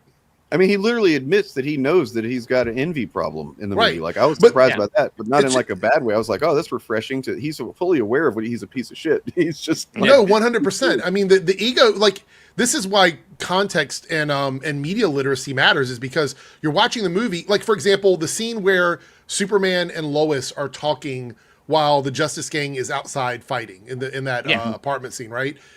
That scene. The moment between Lois and Superman is for the adults.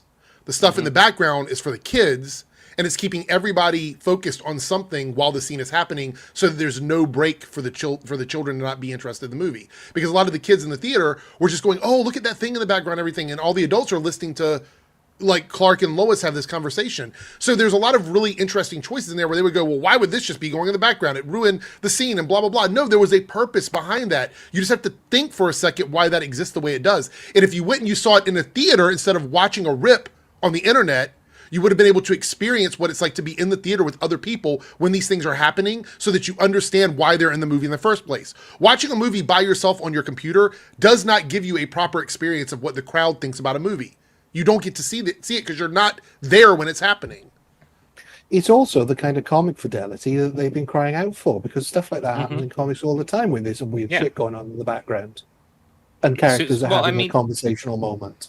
I've read comic books. Superman does not pop up to fight every single supervillain that pops up. There are other heroes who are more that's the thing. He trusts his friends, the people that he's friends with. That's the thing. And maybe they don't realize what trusting friends is about. But like, just because he is the most powerful one doesn't mean that he has to be there for everything. Right. He can trust that. Like, his pals are gonna, You could tell from the way he talked about it. It was like, yeah, that's not that big a deal. They got this. I'm not concerned.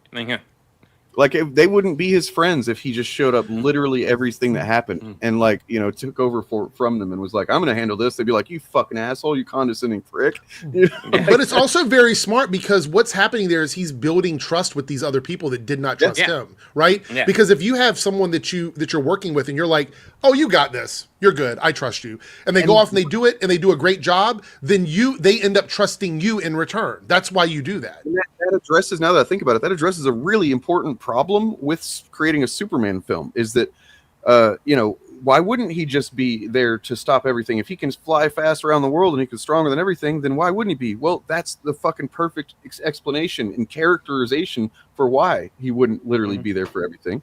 But yeah, they don't understand that. They don't want to. I'm trying to find this one meme that really depicts this whole thing about Mahler perfectly. But it's basically like, it's the image of the kid, the butterfly, and he's like, is this a, or whatever, and that's the template, but it's Mahler, and it's like, is this objectivity? And it's like, but what it is, it's a word block where I put, post hoc rationalization of opinions you'd hear from a teenager who doesn't have any lived experience. That's just what I hear. Is like, oh, $5 for somebody. Super Jones Bro, $5. I think it's my channel. If it is, thank you. If not, thank you for somebody else, I guess. No, it is my channel. And I don't. It is my channel. I don't think Gary will Griff Eddington, a movie about a C-19 response. The Fellowship cannot let go of their hang up over C-19. It's a side effect of MAGA brain rot. Really? Yeah, it's been which video? I've seen one video where they talk about it, because Pedro Pascal's in it. It's Joaquin Phoenix.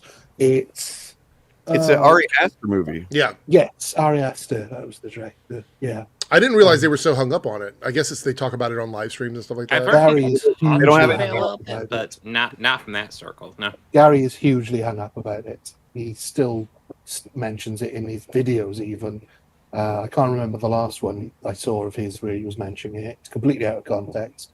But yeah, he is obsessed with it. Because despite the fact that he says he loved the fact that he got to move out of California, he doesn't stop talking about the thing that meant he had to move out of California, which is kind of weird. There you go. Yeah, I guess their C-19, like the response to that has been pretty ongoing. I know they talk about it, mention it here and there, but yeah, it's crazy.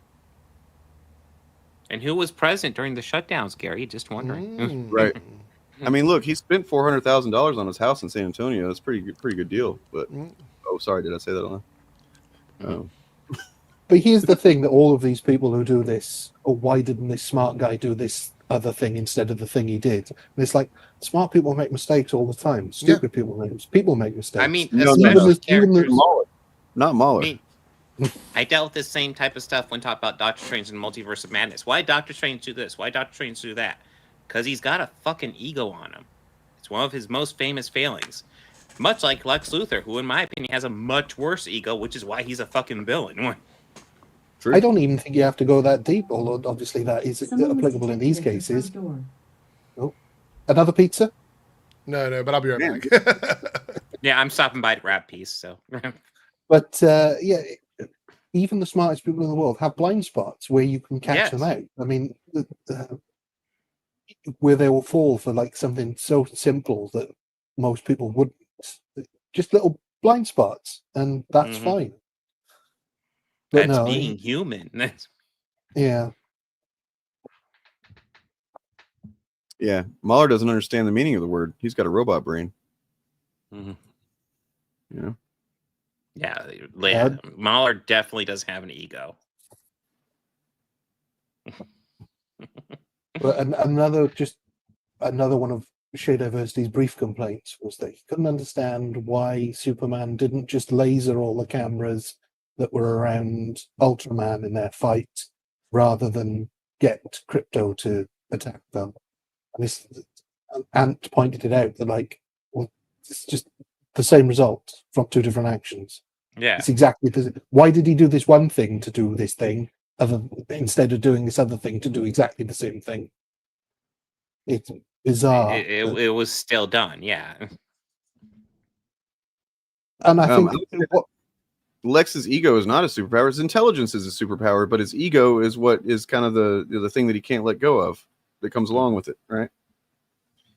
He's there are plenty of stories that depict, and not this one, and I'm glad for it. There was nothing redeeming about this piece of shit, Lex Luthor. It's great. No. But there's plenty of excellent stories where it shows that there is a bit of humanity in there, and he'll see his mistakes and stuff, and those are good too when written well. But this is another thing about some of the press that I've seen around this, about people praising it because Lex is just unrepentantly evil, and it's so nice to have a bad guy that's just evil and that doesn't have a sad tragic backstory or whatever. And yes, that is true in this case, but that doesn't mean every villain from now on has to go back to the villains how they were before. Why can't we have variety? Why can't we have Thanos with his sort of semi-understandable backstory, and Lex Luthor, who is just a piece of shit? There always seems to be whenever there's a great villain, like Thanos is a perfect example. Thanos is a great villain. Generally, right at first, every single voice that said anything about Thanos was like, holy shit, he's the best villain since Darth Vader. But then pretty soon after that, you start to get to the dissenting opinions about it. People want to go the other way with it. And there's, he's actually, was the meme of actually he was, being a child is thinking the Avengers are right. Being a hero or adult is thinking that Thanos was right. That kind of shit. And it's like, no, because he could have just as easily doubled the resources instead of half the people. Yeah, he has this huge explanation as to why he has to do that and why he's doing the noble thing. But at the end of the day, he just wants to murder a whole bunch of people. He's a cynical, fucked up guy who the only thing he could possibly imagine was to take away, which is why when Tony Stark gets a hold of the thing, he literally does the opposite. You know what I mean? And it shows the distinction between the two. Yeah, he doesn't even have to double everything. Just snap his fingers and invent sorry, a actually- replicator for everybody. I'm sorry, it was actually Bruce Banner that did that. Now that I remember, Yeah, properly. true. And the video that I made about that literally leans on that. $5 for somebody.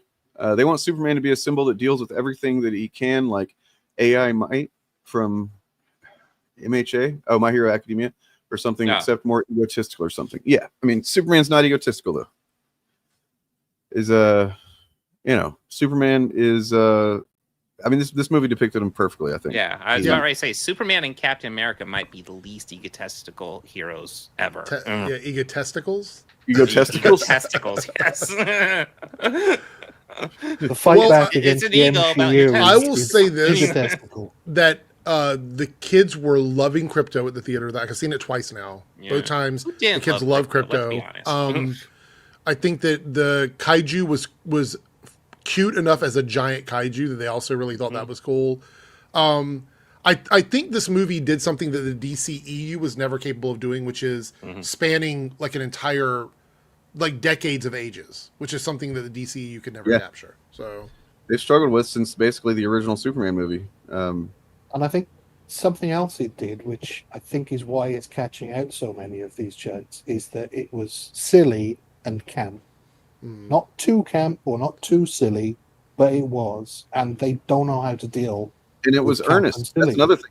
That's the main thing that I take from it is like these chuds are so fucking cynical and they thrive on cynicism. They feed their fucking audiences cynicism all the time. And look, we can be cynical here and there. We're not immune from it, but like that's why part of the reason why Superman's such a fucking breath of fresh air, because he is not, and he's just not. He is earnest and sincere, and it comes off kind of dorky, but like, dude, we fucking need that in this world right now. Like, I also want to point out Metamorpho was incredible. Yeah, Yeah, he was great. Incredible. Mr. Terrific, incredible. And when Jeremy from Geeks and Gamers did like hashtag Black Lives Matter with Mr. Terrific, I'm like, what the fuck are we doing here? You're just like paint a sign on your fucking head that says racist. I mean, what the? And then somebody argue with me, how is that racist? I'm like, what does that have to do with Mr. Terrific other than the fact he's a black guy? Like, there's literally nothing in the movie about him being a black guy or anything like that. It just they never even addressed that. Now, super mild spoiler. I just love the fact that this is a Superman who will stop fighting to save a squirrel. Yeah, actually, like that might seem like to somebody that's not really knows what they're looking at. Like, why did it show that? Well, no, that's a very important fucking moment in the movie. Yeah, it's very important because he will absolutely save that squirrel. I mean, it just goes to say that these guys, when they say they want something different or they want something more classic, they really don't.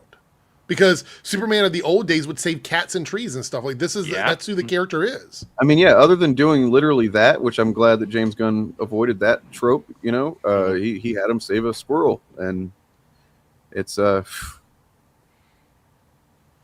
good. Was the squirrel Chip?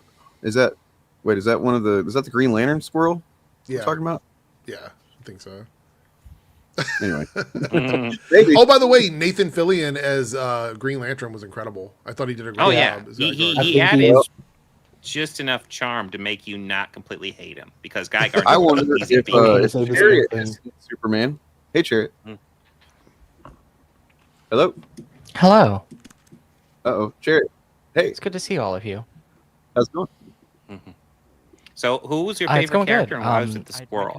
Our internet connection over here has been a bit rough. Yeah, why was your favorite character in Superman the squirrel, Chariot? The squirrel. My favorite character in Superman was probably Supergirl. I like that cameo at the end. I mean, mostly I just like the character of Superman himself. Yeah, I mean that's what I'm saying. Like Superman was my favorite character in Superman. I mean, I've seen probably if I'm not going with Superman, I'd go with Mr. Terrific. Oh, Mr. Terrific. Yeah, I mean, I like Nathan Fillion's performance is really good. Yeah. I like what's the name of the character who's the boss at the Perry White. Perry White. Yeah, he's got the cigar. Yeah. He was funny. I liked him. Did you like Ryan Kinnell's? Oh, the girlfriend. I negative grip, guys. I'm out. Yeah. What is that clip from? What is that audio clip from? Oh, that's from. Negative grip, guys. I'm out. It was him freaking out because somebody was simply pointing out the box office numbers for Thunderbolts or Brave New World. Essentially, just pointing out that it made more than its budget. I think it's Thunderbolts. I think it was Thunderbolts. Yeah. I want to add that real quick.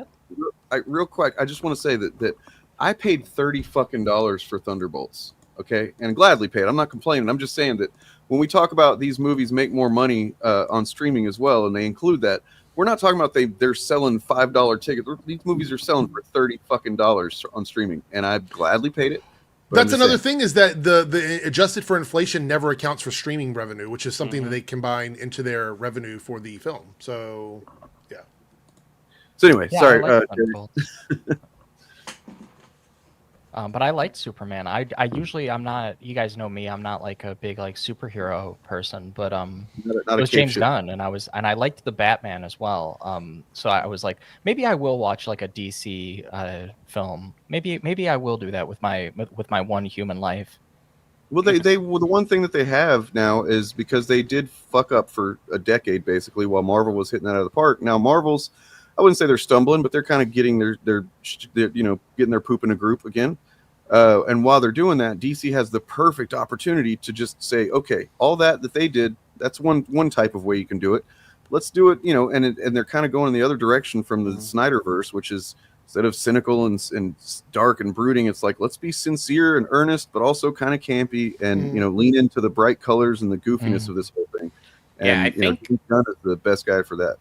Yeah, I think right now we're in the possibly the best environment, because this will cause DC really up the game on this one. This will cause Marvel to be like, well, shit, we need to up our game too. And I actually think Fantastic Four is gonna. That stuff. Yeah. Oh, sorry, I thought you stopped there. You froze for me for a second. No, I was gonna say that Fantastic Four is probably going to benefit from this as well, because it also looks to be leaning into more of the classic campiness of their comic books. So, lately it's been showing it kind of doom and gloom. You know what I mean? The most recent round of trailers are like leaning into the Galactus is here, we're fucked kind of vibe. Yeah. Well, I think the problem I've had with a lot of the superhero stuff is that, like, for a while, and I'm talking like at some point in between like the first Avengers film and before that, when they were making those the Christopher Nolan Batman films, in that period of like the superhero film culture, every time a superhero film came out, it like needed an extra justification. It needed to like sell you on why you were invested in the character to an extra degree, because I think there was this perception that like people don't find that shit normal, like there's a lot of self-aware humor in that stuff where it's like, oh, are you really wearing tights type jokes, but like the thing about that, in fact, I think that's in the Avengers, there's only one God and he doesn't dress like that type of stuff, which is good, because that's a good line. But I think we're in a different position now where like you don't really have to justify it. People are just going to go there and watch it because they want to see it. But at the same time, now there's a lot of stuff, and Marvel and Disney in general, I think they've done this with Star Wars too much as well, where like they're selling you on the idea that you're going to watch like a tie-in film and or show from a character who appeared in a few episodes of another film, or a few scenes of another film, or a few episodes of another show. And like, this works if you're a fan, and a lot of the people who hate it a lot will talk about it like they're real fans, so I don't get that. But if you're not a fan, I think it's a little bit tougher, because you're like, okay, who's this show about? What do I know her from? Like that type of stuff. That's how I felt about it. But like a Superman film does not need that. And in fact, I liked that they did the John Cena character.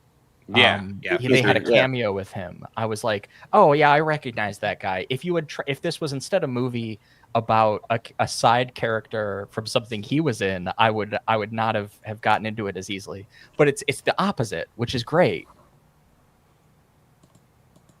I think the good thing about that cameo is, as well, is obviously this film is largely aimed at younger viewers. They will never know who Peacemaker is, probably. And they don't need to. No, because all they know is that he's a guy in a silly costume saying bad things about Superman. And if you remember exactly what he was actually saying is also hilarious, because he's talking about the distinction between the edgy heroes and the goody two shoes guys, and it's like fucking James Gunn brilliance. And as great as a director as James Gunn clearly is, like his writing, his screenplays are fucking phenomenal, man. Like, every single movie it seems like he's just getting better. I just want to jump in for those that care. I just double checked because I realized that the box offices for the week are pretty much done right now. Yeah. Because they're going into the weekend. As of right now, estimates are that the movie has made around 320 million already going into this upcoming weekend. Yeah, globally. Yeah. That's good, right? Yeah. Yeah. That means, Homer Simpson. Because this next weekend has to be another big weekend for them because after this they're going to be up against Fantastic Four. So I'm looking forward to that one too. Am I crazy? No matter, am I going nuts? All right, we're rubbing off on you, Cherry. We're you gotta back. break away. Yeah, Fantastic Four will knock it from the #1 spot. There's no for sure. that. Yeah, but they're saying here that the goal was to reach like 500, north of 500 million.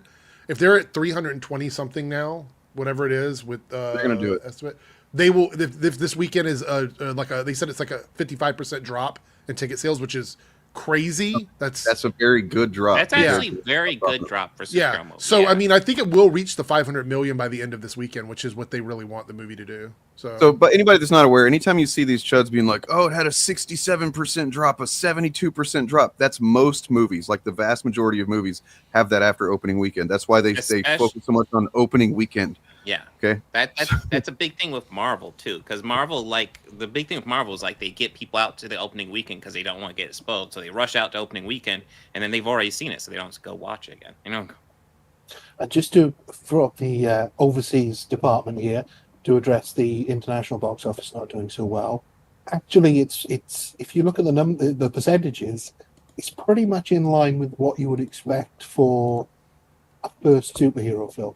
If you look, it's about 55-45 split, 55% US, 45% international, which is the same as Batman Begins. It's about the same as Iron Man. It's about the same as The Dark Knight.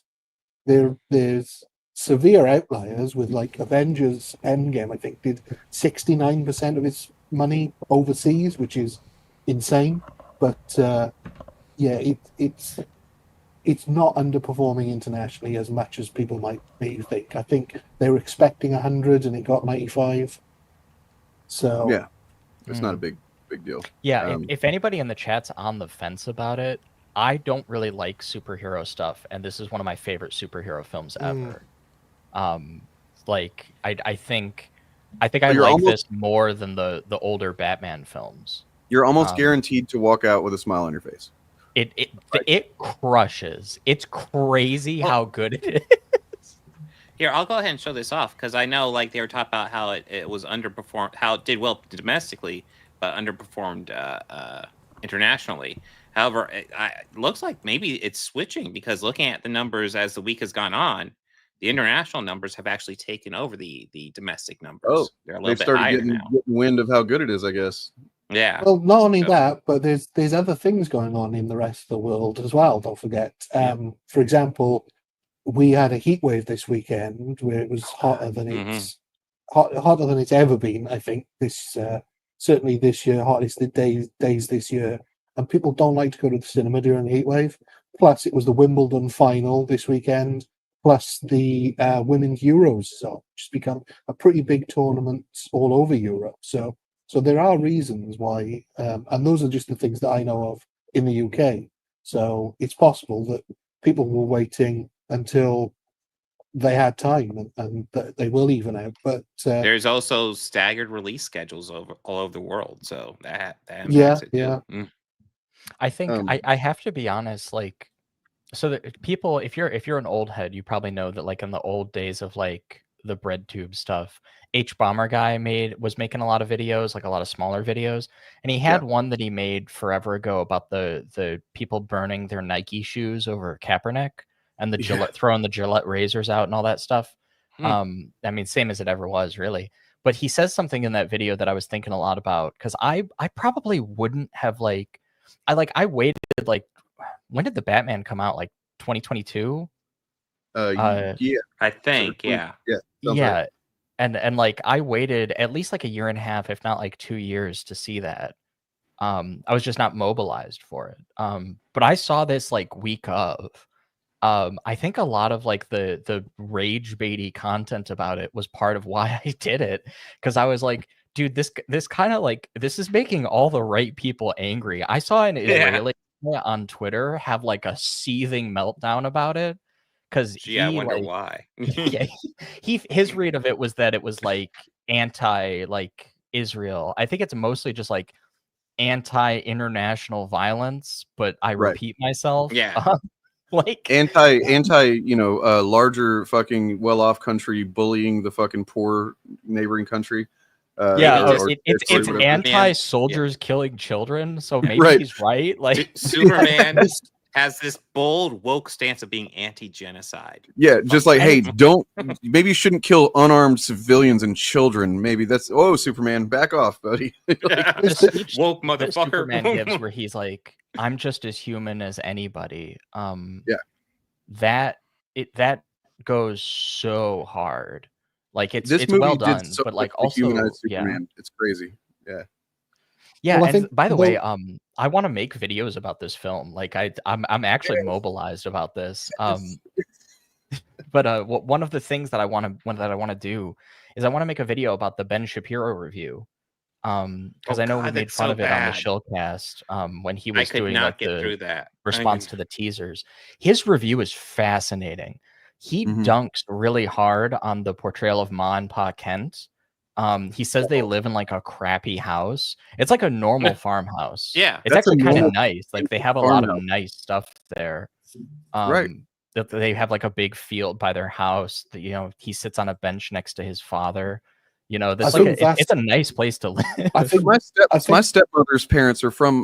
They literally have like the most picturesque kind of farmhouse situation. You know, they've been passed away for a long time. But when I was a kid, we would go visit them, and it almost looks exactly like that. Their house, it was almost exactly this way. It was kind of fucking incredible. Like this is the most, to act like it's some kind of like insult to fucking people that live. The thought that I had is like Ben Shapiro really hates his audience. Like the thing something I feel resentful about is like these conservative like critics and commentators fucking hate a lot of like the hicks whose money they rely on, you know, like really they rely on money from ultra wealthy people. But I wish that more people focused on that specific complaint, because obviously he does the thing about this isn't Israel-Palestine for these specific reasons, but that is the core of I think the worst thing he says about this film, because they've talked for years about the Hollywood elites, the liberal elites, but here he is saying that these two normal people are like scummy. And there's got to be people in his audience sitting in a house very like theirs going, what? It's such a mask-off moment, because Ben Shapiro is like a trust fund baby elite.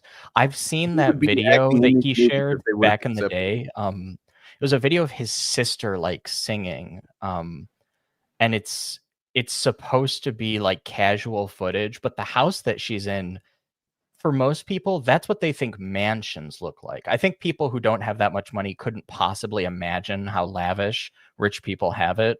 Like they sit on their like diamond encrusted toilets and shit. Like that's a joke, obviously, but when you see how rich people live, it's crazy. And this is like a low key example. This wasn't even like a super ultra wealthy like billionaire, but I knew this kid, and I went to hang out at his house when we were in high school. He had a neighbor, so it wasn't even his like, but there was a woman who lived in the neighborhood who never wore anything twice. Her husband made so much money, she didn't work. She stayed at home all day, and she just bought clothes and wore them once and like threw them out. These people have too much fucking money. Like that stuff, like growing up around stuff like that made me like the most hardcore like anti-capitalist ever, because I was like, bro, these people are crazy. The way that he talked, I was really disgusted with Shapiro when he said that. Like he was like, they live in, he was talking about them like they were roaches. Like they live in a disgusting house. It's like it's a crappy house, or however the fuck he said it. I was like, bro, that's how normal Americans live. In fact, like that's a multi-story house that they own. Most Americans, a lot of Americans don't even have it that good. So you're crazy for saying some shit like that. Big mask drop. No, it's no wonder the Daily Wire has been fucking draining, going down this drain lately. But Yeah, but this movie actually gave us a mom and pa Kent, even though they don't have much screen time. So much better than Snyderverse version. Like a mom and pa Kent that doesn't go, hey, maybe let that school bus of kids drown. You know, little things like that. I appreciate that they don't say shit like that. I mean, This Pa Kent wouldn't want Clark to not save him, and this Clark wouldn't not save him. Well, you know what I mean? The You don't even crazy have to thing about see like to know that. this is like why conservatives had a thing about hating Bluey for a while, because like it teaches children boundaries and they fucking hate that shit. They hate that like a child would be treated like a human being. They love authoritarian parenting, and like this Pa Kent portrayal, dude, where he's talking to Clark, and he's like telling him like, look, a parent isn't supposed to tell their child this. I'm paraphrasing, but like a parent isn't supposed to tell their child what to be or do. He says we give you the tools for you to make a fool of yourself, is what he says. He's oh my god, a nurturing father. That's so crazy. No wonder they all hate him. And I mean, I won't get into it, but like dealing with stuff with a teenager lately here in my house, and it's like, that hit hard, man. Because like, you can just give them the best tools, the understanding, the frame of reference that you can, that you think is best. Try to, give them values that are important, and otherwise, you can't fucking make them be anything. That was honestly an amazing theme to the story. That like, the fact that he, spoiler alert, but like the fact that he took that from the message, despite the garbled, messed up part not being that at all, apparently, that says who he is, right? Well, the other revelatory thing about his review was how he starts it, which is talking about how in this version and in recent sort of film versions, Superman doesn't say truth, justice, in the American way, and that reveals to me that what he wants is people saying the words but not living by them. Because for me, this Superman exemplifies the American ideal without having to say the words. Lived up to, and that's that's what Superman is about. Is like, and he's an aspirational character. He's not. We talked about this on Fapcast last week. That like, I don't relate to Superman the way that I can relate to Batman or Spider-Man or whatever. And I think it's intentional, because you're supposed to aspire to Superman the same way that Christians aspire to Christ. You can't ever be as good as him, but God damn it, you want to try, right? Because as Pillar of Garbage has said many times, Superman is Jesus. Yeah, that's a famous quote from him. And he just hammers home the point that Superman is Jesus Christ. Thank you, Pillar of Garbage. He's done so many videos talking about it. It's so I do want to say so we don't do it very often, but I have a sometimes podcast. It's if you go to like my YouTube channel, it's in like the linked like channels. Like I have secondary channels that I link at the bottom of the channel page, and it's called the Low Hanging Fruits Podcast, and I just do it very occasionally with some friends. But forever ago, I remember this was when Invincible, like the first season of Invincible, came out. I talked a little bit about it on the show, and the thing that I remember saying and feeling is when I was talking about the scene where Omni-Man kills all those people in the subway, and like what I think the thesis of Invincible's character is in huge sections of the show, it kind of varies, but is that like the thing about human beings is that like you're not impossibly strong. You can't like punch through concrete with ease. You can't deflect a bullet. But like you do have remarkable strength. And this is to what you were saying, Dane. This is actually why I do relate to Superman, is like we have remarkable power. We have huge moral power. And I think that there's a responsibility to other people, like the scene where Superman is like arguing with Lois, right? It's so good. I love this movie where he yells, people were going to die. Like that's his morality, right? Like, the cool thing about Superman, I saw a few people say like, oh, they didn't like this film as much as they would have because Superman gets beaten up a lot. But like, I actually like the idea that this is a dude, he's not like totally invulnerable. He's not all powerful. I mean, that's one of the things that just for a long time people have said that it's so hard to tell a good Superman story because he's so powerful, you can't beat it. It's like, no, James Gunn was brilliant to fucking make sure in the trailers and everything to show this Superman can get his ass kicked, and he needs a hand sometimes, right? Yeah, but he has moral fiber. Yeah, also keep in mind, like the kaiju fight. The reason why he was struggling with that isn't because He didn't it want was to a kill him. particularly hard opponent. It was because he was doing it with no casualties. He was protecting Hey, guys, everybody around there. I have some really surprising news here. Apparently, I don't know how I fucking misunderstood this. Pillar of Garbage's videos are all about how Superman is not Jesus. Holy what shit. the fuck? I didn't. I'm sorry, Pillar. I fucked this up, man. Also, like, I just I have don't know to say, who Pillar like, is anymore. I don't. I'm glad that a bunch of people are like acknowledging that Zack Snyder's films are kind of overrated. Because for the longest time, like, I really just said that I kind of liked Sucker Punch. I kind of thought that it was like a creative concept. And I don't really like that much other stuff that he's done. And in hindsight, I really hate 300. I was kind of young when it came out. There's a lot of stuff in Sucker Punch that's really Yeah. problematic, but you can at least see that he was trying to do something, you know. Yeah, I mean, it's a film kind that's of alternatively imaginative to a like degree. It's a film that reads to me as alternatively like kind of misogynistic, but also like kind of like anti-misogynistic. It's like weird. It's a weird fucking film. It's really weird. Yeah. I think an argument can be made, and I'll actually throw two filmmakers here, that both Christopher Nolan and Zack Snyder, a lot of their older stuff isn't aging particularly great. With a big difference being that Christopher Nolan is pushing himself as a filmmaker. Yeah, people think he's great, but he still is pushing himself as a filmmaker. He still is trying to do the new thing, where Zack Snyder still does the same shit and is just getting fucking worse and worse. I would argue that. So yes, Christopher Nolan's stuff, like in The Dark Knight, where like he's, you know, the fucking Batman police state of like looking over everybody's cell phone, like that's very much, you know, if people argue that is pro neocon, and I will just say that like I don't necessarily think that's pro neocon as much as just here's Christopher Nolan presenting this version of Batman, and here's what he does. How do you feel about that?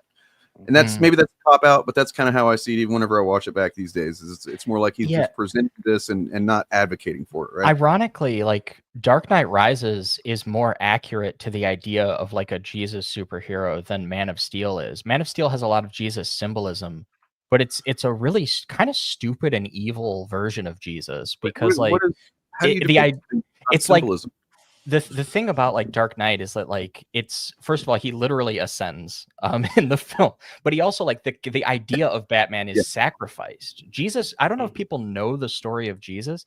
They killed that guy. He's a martyr.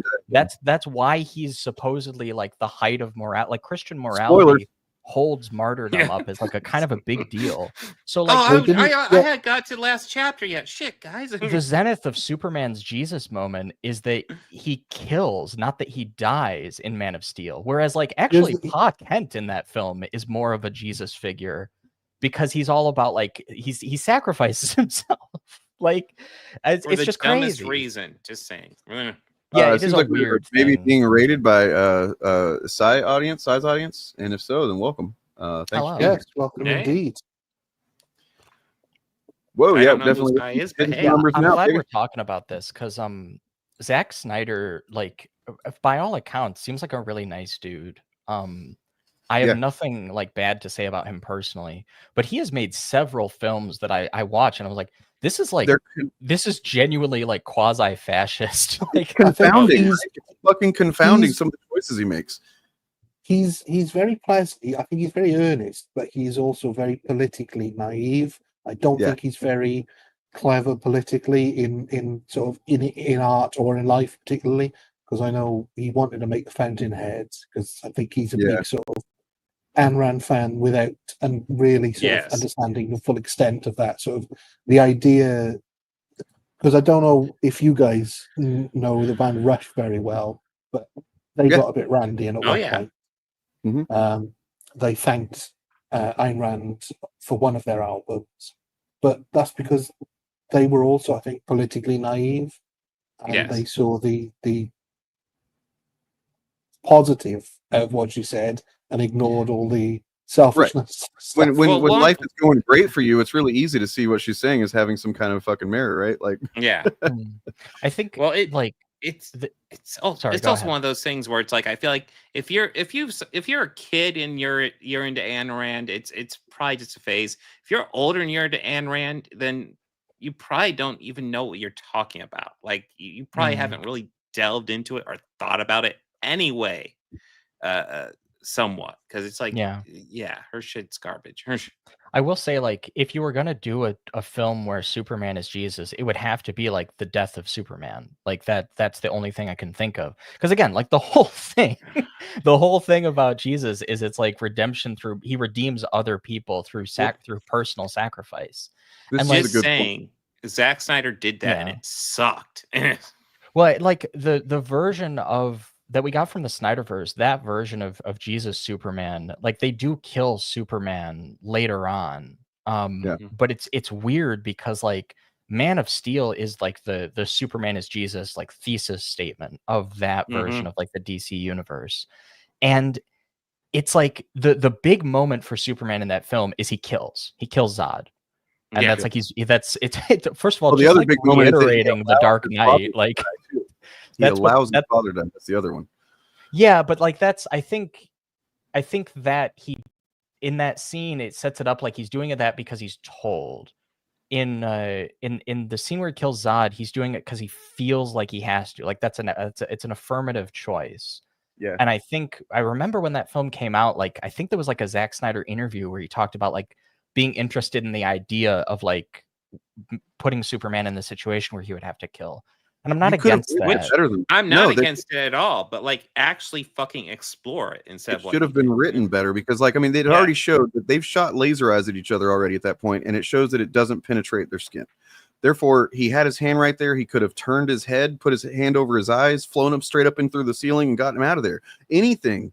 There's so many other options, right? But like, just I gotta kill this guy. I'm tired of fighting. And I think that goes to how R and Bar Kent were portrayed in that version as bad parents, because they clearly never showed Superman a Three Stooges film, because he could have just. That's so true. The thing that drove me nuts about like the Pa Kent death is that for me that should have been the moment that Superman said he told me he didn't want me to save him and I didn't and I fucked up. I fucked up and I need to do better. But he didn't do that. He didn't learn a fucking thing. Yeah. I just think that like, you know, because somebody pointed out the thing that I said in chat that later on they do kill Superman, and like I'm not inherently against any of the things that I'm describing, but like the way that it comes together is like the most baffling film. There's stuff from Man of Steel. The first time I saw that film, I thought it was all right. Me too. And there's scenes in it that I still think are good. I still like the scene where he saves the guys in the oil rig. I just like it. I think it's good. I like the scene where he mangles the guy's truck. I think that's funny. It's good, right? Yeah, well, I like Henry Cavill also. Like so you know, to me, I was never like against any of this stuff. But I think it's a lot of this is downstream from the stuff that I really hate from Snyder, which is like 300 and stuff like that. I have to say that one of these days I'm just going to need to relitigate that beef, because holy shit, that movie is, right? Like that's also that movie is crazy homophobic for no reason. Like Xerxes is just this big old queer, and he's like, "Hey, I'm Xerxes." It's like, oh, the evil guy. Also, like it's oh my god. Sorry, I'm gonna lose my mind. I'm sure you're probably about to say something similar, but the weird thing about the homophobia in that movie is, for anybody who knows Spartan's history, the real history. I was almost not just homophobia, but like child buggery. In the scene where the infamous scene where he Sparta kicks him, which is where that term comes from. He kicks the Persian emissary into the big pit, which like crazy to just have a big fucking pit in the middle of your town and city. That's just dude, get OSHA on that. That's crazy. I keep a big pit in the middle of my place, don't you? No, I don't. Every time somebody walks by and I'm like, I don't like you. Bam. I will say that film gave us Meet the Spartans, which is a very like one of those very underrated scary movie style films. That they overused that joke in that. So I will grant it that. But yeah, no, and the thing is, in the scene where they're debating with the Persian emissary, Leonidas is like, "You threaten my people with slavery and death." He just walked him past a field of the fucking helots. Like, they own slaves. That's so great. Like, it's literally the only explanation for that is that he thinks he just comes from a better people and a better civilization. I wonder why conservatives like that film so much. Conservatives, I mean, they they will argue for slavery in the Bible, right, and say that that was actually like okay compared to other slavery. You know? And I think that goes to Snyder's naivety, where he probably read the original graphic novel and just took it at face value. Yeah. I mean, I have to think that Frank Miller understood that he was doing like a very, stylized, not even remotely accurate, really, version of the Spartan, culture, which was, for anybody that's not aware, like the Spartans, they were assigned essentially a young boy to train, but they didn't just train these young boys; they also slept with these young boys, and I mean, as in technically raped them. And they lived together more than the Spartans lived with their own wives. They would, it was a whole messed up thing. I will say a couple people in chat have pointed out that like it's Frank Miller, I believe, who did the graphic novel. That explains a lot, to be honest. Like, so and apparently Frank Miller based it on the original 300 Spartans film from the, I think, the 50s or the 60s. So somebody pointed something out the other day that I thought was so. If anybody has any, if you see any Snyder Bros just complaining about James Gunn and saying, "Oh, Snyder would have been," just remind them that both of Snyder's most successful films had James Gunn's name attached to them. Also, like, do we remember the release the Snyder Cut thing? What a fucking nothing burger that was. Like, it did not make that film that much better. I will say that I did enjoy it. I watched it over the course of 2 days. I did enjoy what it was for what it was. And I was specifically looked at it as like an Elseworld Justice League story. I did like it generally. I think it is better. I think it is way, way over long. Like there's so much shit on there where it's like, you need to cut that. Like we don't need the Aquaman song where the Lunar singing to Aquaman. Get the fuck out of here. Shut that. Well, even more noteworthy. Do we need to see the entire shot of Lois walking to the coffee shop, ordering her coffee, getting her coffee, and leaving? Well, like, otherwise, all of that. Do we need he's sexist because he didn't have enough women in the movie? Oh yeah. Otherwise, she's got to pop up coffee. We're not gonna know how she got it. What the fuck? Right. I mean, EFAP would have torn that shit apart. Where did she get the coffee? Yeah. I do have one criticism of the new Superman film, though, and I think it's not the film itself, but rather some of the marketing. I think it was a bit. They've over commercialized it just a bit too much, and I think they've just put out a bit too much merchandise this time. I like that. I mean, that's cute. Which is something I disagree with. Subtle. I do have to disagree with you, Brian. I just can't fucking agree with you on that fact. I'm sorry. A couple people in the chat have pointed out Dawn of the Dead, and I think this is probably unpopular. The original Dawn of the Dead is better. Oh God, I 100% agree. That's one of the things. People always bring up the remake of Dawn of the Dead, and I think it's an entertaining, fun zombie movie. But like the original is a fucking classic. The original had something to fucking say. Like it is. That's probably my favorite zombie movie. It's just to be honest. It's just typical Snyder stuff where like his Dawn of the Snyder Dead has some good scenes in it, and then the rest of it is kind of like a fever dream with that weird sepia washout over it. I just don't understand. Like there's stuff in that film that's like provocative and memorable, and there's imagery and cool sequences and stuff. Like I there's things about it that have stuck with me, but like the thing about like some of those, I think like the first real three, it's like Night of the Living Dead, Dawn of the Dead, and Day of the Dead. Day of the Dead's my favorite. Day of the Dead's great. But those three films are just great. They're phenomenal. And I just think that like if you have enough like really dedicated extras and good enough special effects, anybody can make a zombie film that has some good scenes in it. Like this probably sounds rude, but like it's just kind of riding the coattails of both like the genre and like the other stuff. Also, rewatching that film is tough because I keep like laughing at like the scenes with like the lead actress in it because she reminds me a lot of like I mentioned the Scary Movie films earlier. It just the way she emotes in the film really reminds me of like the female comedian who's the lead in those Anna Faris. In those films. I don't know. It's just tough. Can I just say this is a complete coincidence, but I uploaded a video earlier that's a bit of a promo for the Sunday Fapcast that I do on my channel. But just I'm going to play this the first couple seconds. This is definitely going to you guys might want to I don't know, cut this out of your streams on your channels because it's going to get copyright claimed. It won't get you struck or anything, but like this is just a weird coincidence. Something that is in Dawn of the Dead that I used in this video upload earlier because I'm talking about the Richard Cheese version of Down with the Sickness. Anybody that's not familiar with Richard Cheese, seek him out. Listen, it's fucking great.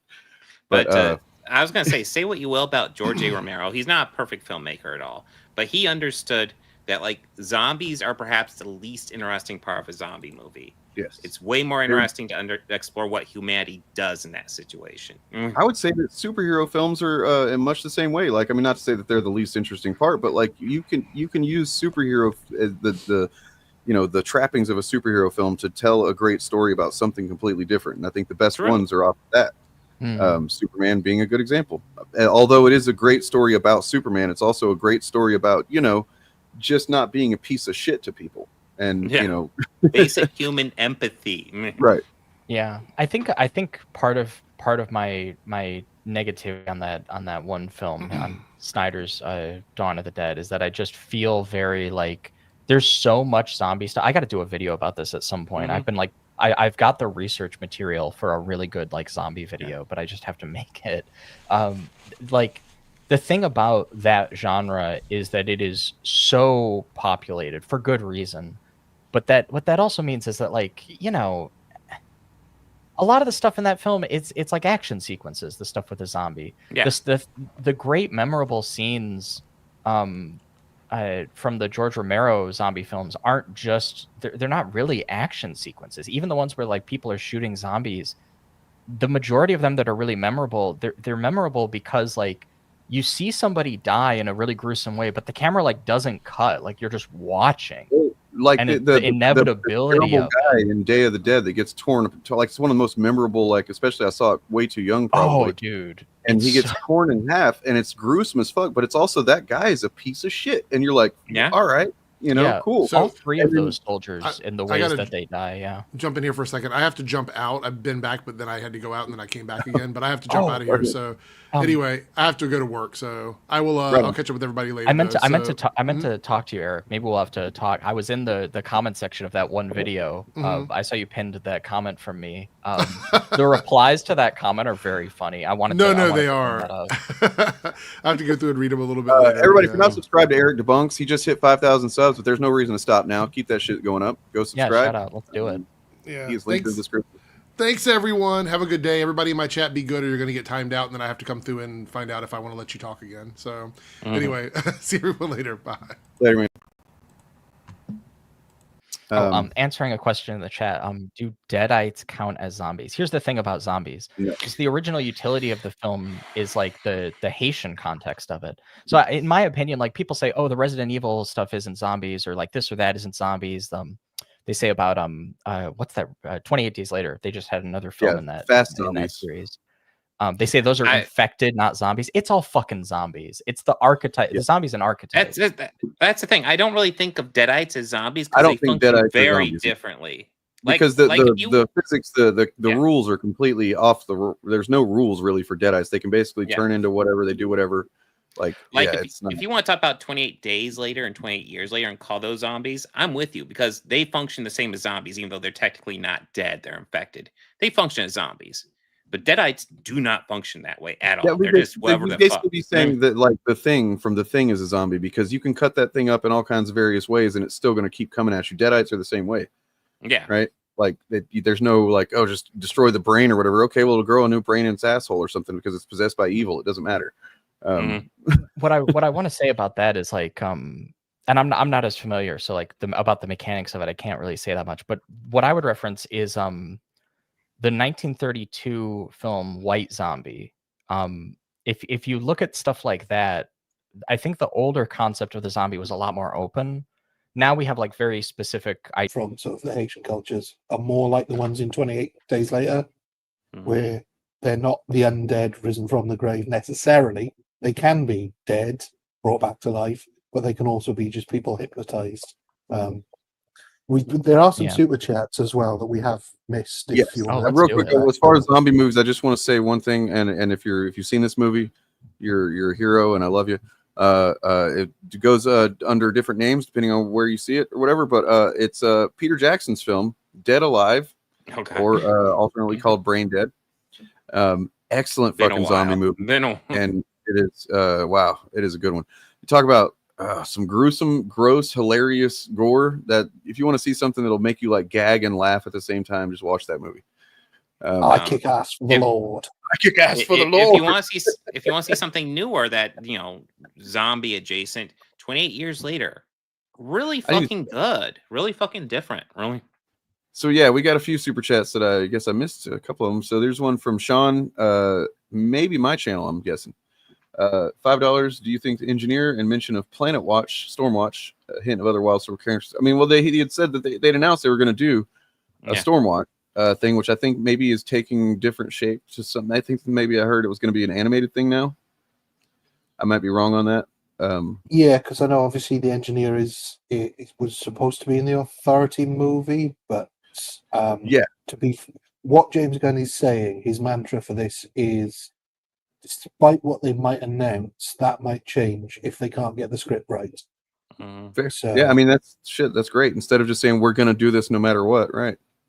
So that's why Clayface has been sort of fast tracked, because they got a good script come in, and that's why awesome. Their version of Batman has been delayed, not just because of Batman 2, the Batman 2 being delayed, but also because they. I did see an update about Batman 2 though. He was doing an interview, and someone asked him what is the favorite character that he doesn't know if he'll ever be able to do, but he wants to. He said Batmite, James Gunn. And he said, so he hasn't figured out how to do Batmite. He said maybe Matt Reeves has him in the new script. He just got the script for the Batman 2. He hadn't read it yet, but he says, Matt, if you got Batmite in that script, it's a go. Green light. So, God, that'd be so weird in that universe. Oh my God. I kind of want to see it now. I kind of. Definitely amazing how Peacemaker self-projects himself on Superman when he's on the talk show. Kind of represents some grifters, if you know. Yeah. Just reading Superman Birthright at the moment, which I don't think I've read, but apparently there's somewhat some influence with the message from Krypton that's in this movie. Not to say too much about that, but and then Ben Shapiro looks like a grown-up Randall from Recess.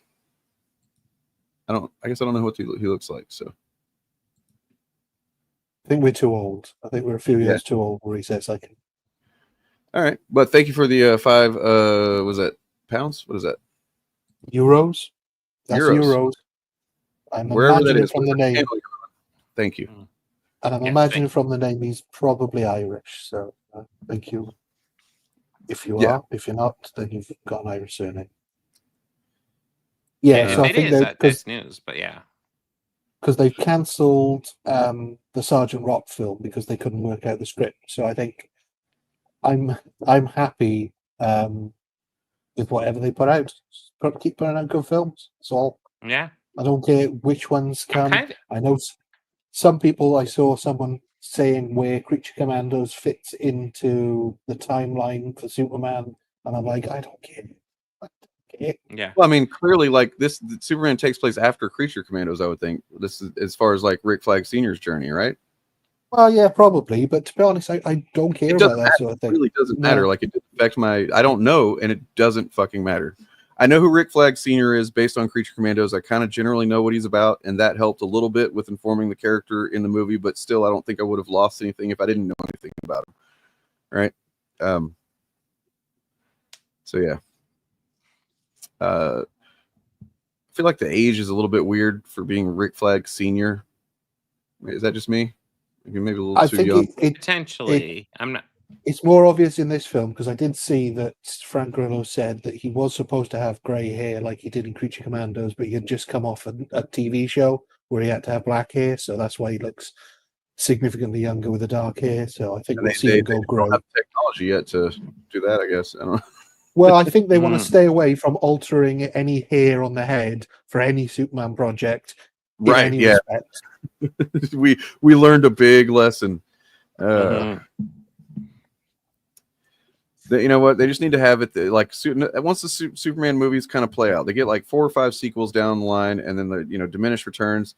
Like, let's do one more, and then we'll have him fight the Superman starring Henry Cavill that has the fucked up mouth with the weird special effects. You know, we'll just do that and finally make those Snyder Bros happy, right?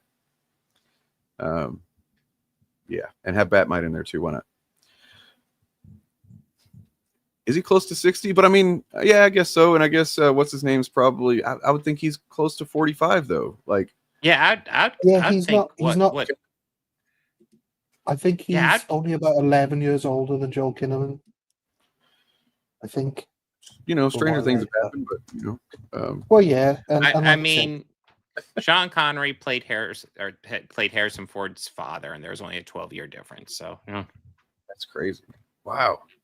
And like I said with the Joseph Quinn thing earlier, actors' ages don't matter. It's the characters that they're playing are going to be a different age. Yeah. I mean, Michael J. Fox played Marty McFly in 1985 for 10 years nearly. So. And Joel Kinnaman, you know, is great as Rick Flag. I wish he would have been able to be Rick Flag in more good movies instead of. It's wild. I did not like him as Rick Flag in the first Suicide Squad. Right. In the second one, I actually fucking liked him. Yeah, he's really the kind of actor I think that depending on who's directing him, whether he's good or not. Like, I liked him in Altered Carbon, the first season of that. He's very good in that, but like I hated him in RoboCop, not even just because it was a RoboCop remake that wasn't good, but because he wasn't. I don't know. Yeah, it wasn't good. No. That's the other thing I have to praise James Gunn for, though. I mean, like, I don't know if it comes down to that he's good at casting. I know that everybody on his film says that he makes sure that he doesn't hire people he doesn't get that won't have a good time. Basically, he doesn't like to hire assholes, but you can't always tell. But he manages to get great performances out of every single one of his actors. True. Well, I am going to have to take off here. I don't know if you guys want to continue on. I don't. Yeah, I think we held the discussion points. I'll be live tomorrow though. I did want to say one thing about the Superman stuff. I hear that they're working on a Wonder Woman film, kind of a reset for Wonder Woman as well, I believe.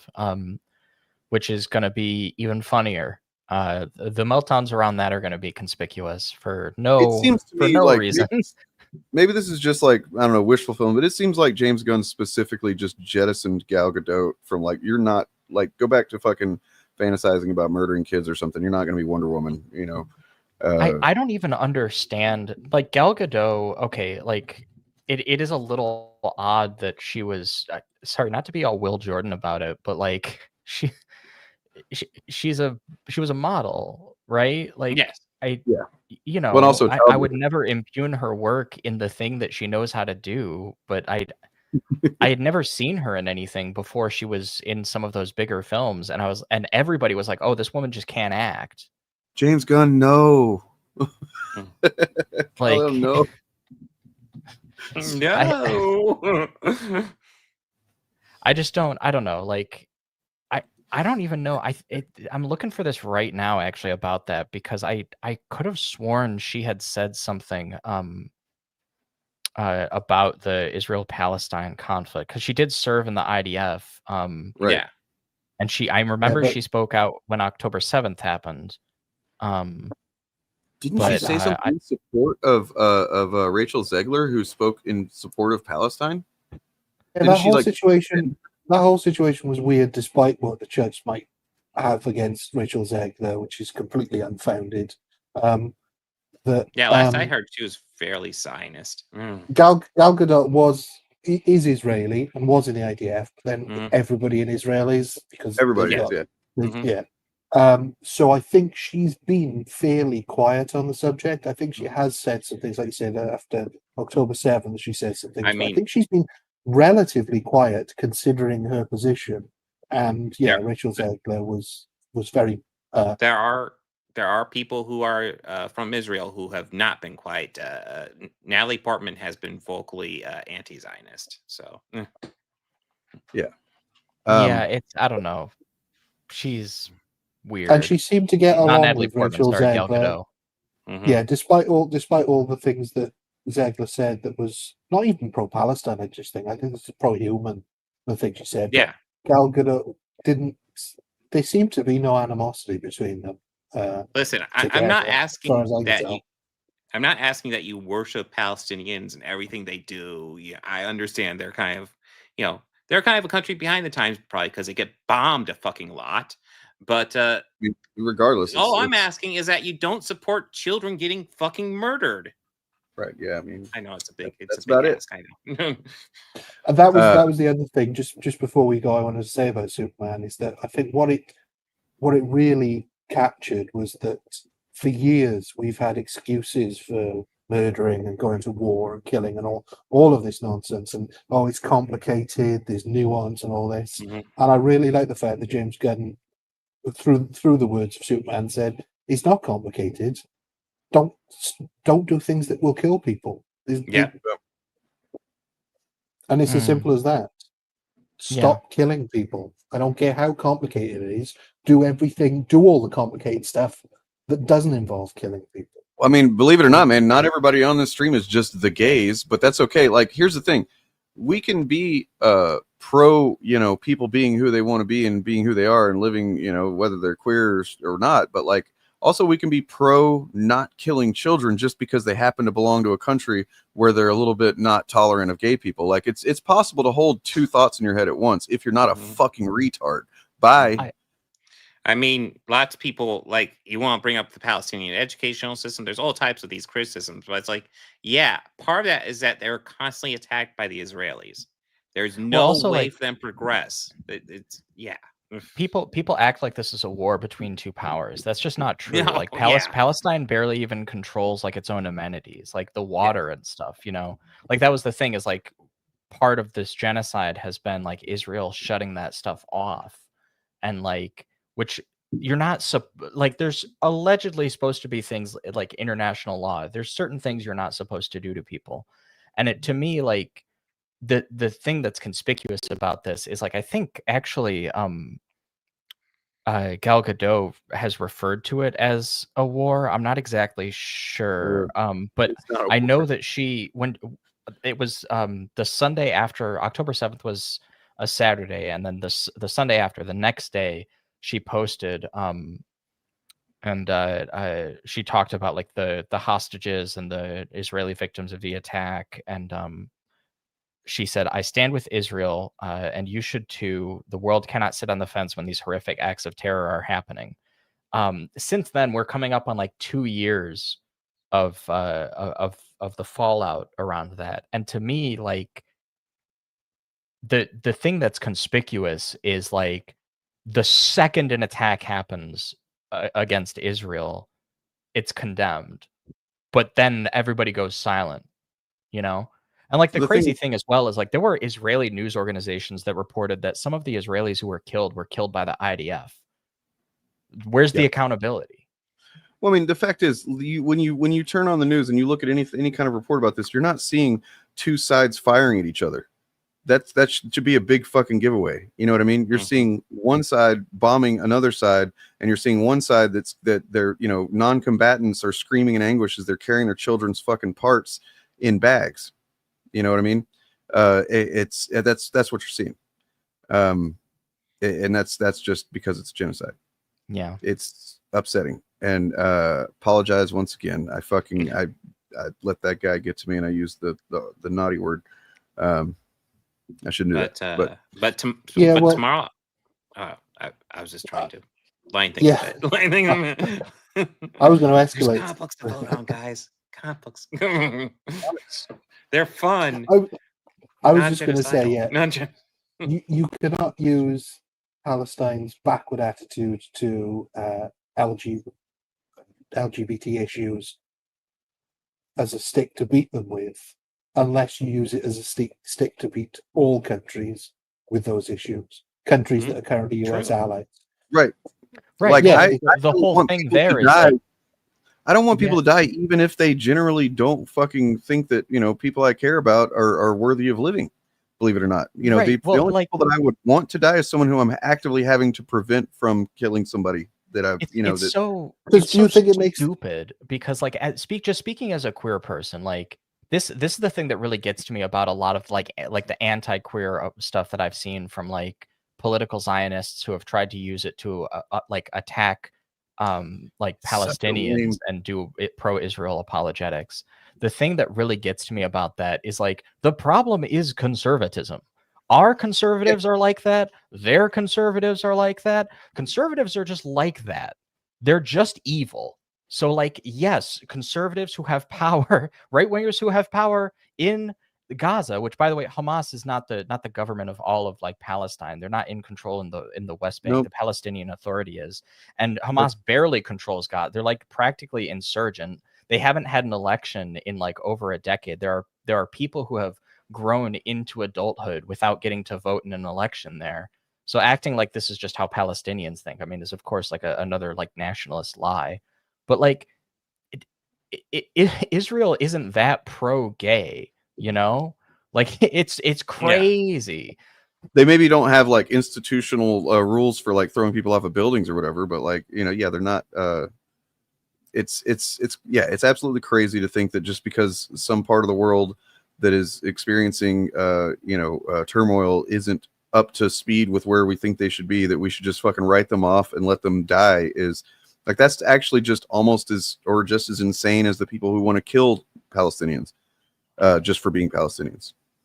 I mean, that is what it is. But anyway, I'm fucking tired and hungry. So tomorrow I'll be streaming. Last poll is up right now. Nobody's giving any love to the Star Trek book. Just point that out. Bobby Quarters has his fucking Snyderverse thing, which I'm dreading watching, but make sure to vote for that on the podcast channel. These are going to suck so bad. Surf Ninjas is a good film. Surf Ninjas, that's I'll a classic. take your word for it. I'll take your word. You never seen it, man? No, oh man, no. Come on now. I went to the cinema to see that. That's a good film. That's before Rob Schneider became Rob Schneider. Right. And, yeah. No, I think it was always Rob Schneider to a degree. I want to say, no way you can watch that again, except unless it's for content. But still, am I right in thinking that Leslie Nielsen's the villain in that film? Who? Leslie Nielsen is the villain. Yes. Ooh. Leslie Nielsen. He plays like some kind of crazy dictator or whatever. But yeah. No gay marriage in Israel. Yeah. Only marriages from outside the country are recognized. Well, that's progress. Yeah. As long as you're not Palestinian, then they're, you know. Well, plus, like, even bringing that up, it's almost like, so wait, if a person in a country murders a gay person, does that mean that country needs genocided now? Like, well, it's also like, what standard are we setting? Does that mean if two Palestinians get married and they're gay, then they can go to Israel and they'll be safe? It's literally a segregated state. Like, if it's, you can't live under segregation and talk about how enlightened you are. Like, that's fucking crazy. Blasphemy. I will not have this fucking shit talking to this movie that I vaguely remember from when I was 8 years old. Not on this stream. We stand up for Surf Ninjas on this stream. We have standards. We stand up for things that matter around here. All right, guys. Got a minute and a half clip here. I think it actually has maybe the four of us. I don't know if we all speak on it, but yeah, on the way out the door. It's a pretty good one. It's a good little clip. Hope you all have a lovely rest of your week. Check out Nothing But Media on Nothing But Media's channel. That's linked below. Check out Chariot. That's also linked below. Hell yeah, new video tomorrow, guys. New video. If you care about gay issues. And you should. And if you don't, find a reason to, maybe check it out. Check out Organized Chaos if you care about Bob's. And who doesn't? Who doesn't, really? I do remember Butthole Surfers, yeah. They were doing it in Texas, something like that, right? That song. Yeah, that's one of those bands that only got famous because Kurt Cobain mentioned them. It's fucking crazy. There's like this whole swath of bands that like suddenly got record deals. They've been around for like over a decade, and then Kurt Cobain mentioned, "Oh, I like the Butthole Surfers," and the records companies are like, "Oh, let's sign the Butthole Surfers." Well, anyway, little funny bit of their history. Butthole Surfers have an album that they have pretty much ignored in their discography and tried to pretend like they never made.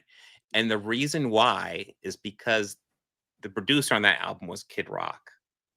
Oof. And they like, oh, was that when he had his Vanilla Ice? That wasn't the one that had the Shame of Life on it, because that's a good song. I think it might have. It's no. I've heard it. It's actually a decent album, and it's like, oh, it's so bad it has that fucking. All right, we got to get out of here before this Kid Rock praise continues any further.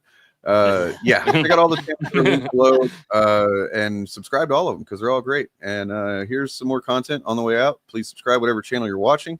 And yeah, here's a punk rock thing: be kind to each other. Don't be a shithead. Peace. I can't stress enough how much Gary, in particular, the main guys, they don't give a single fuck about this media. They do not have any emotional investment, any kind of, like, they maybe did at one point. Now it is just, it's the same thing as this is the spatula they use to flip burgers as like an comparing it to working at a burger restaurant or whatever. It's just a tool that they use, right? Yeah.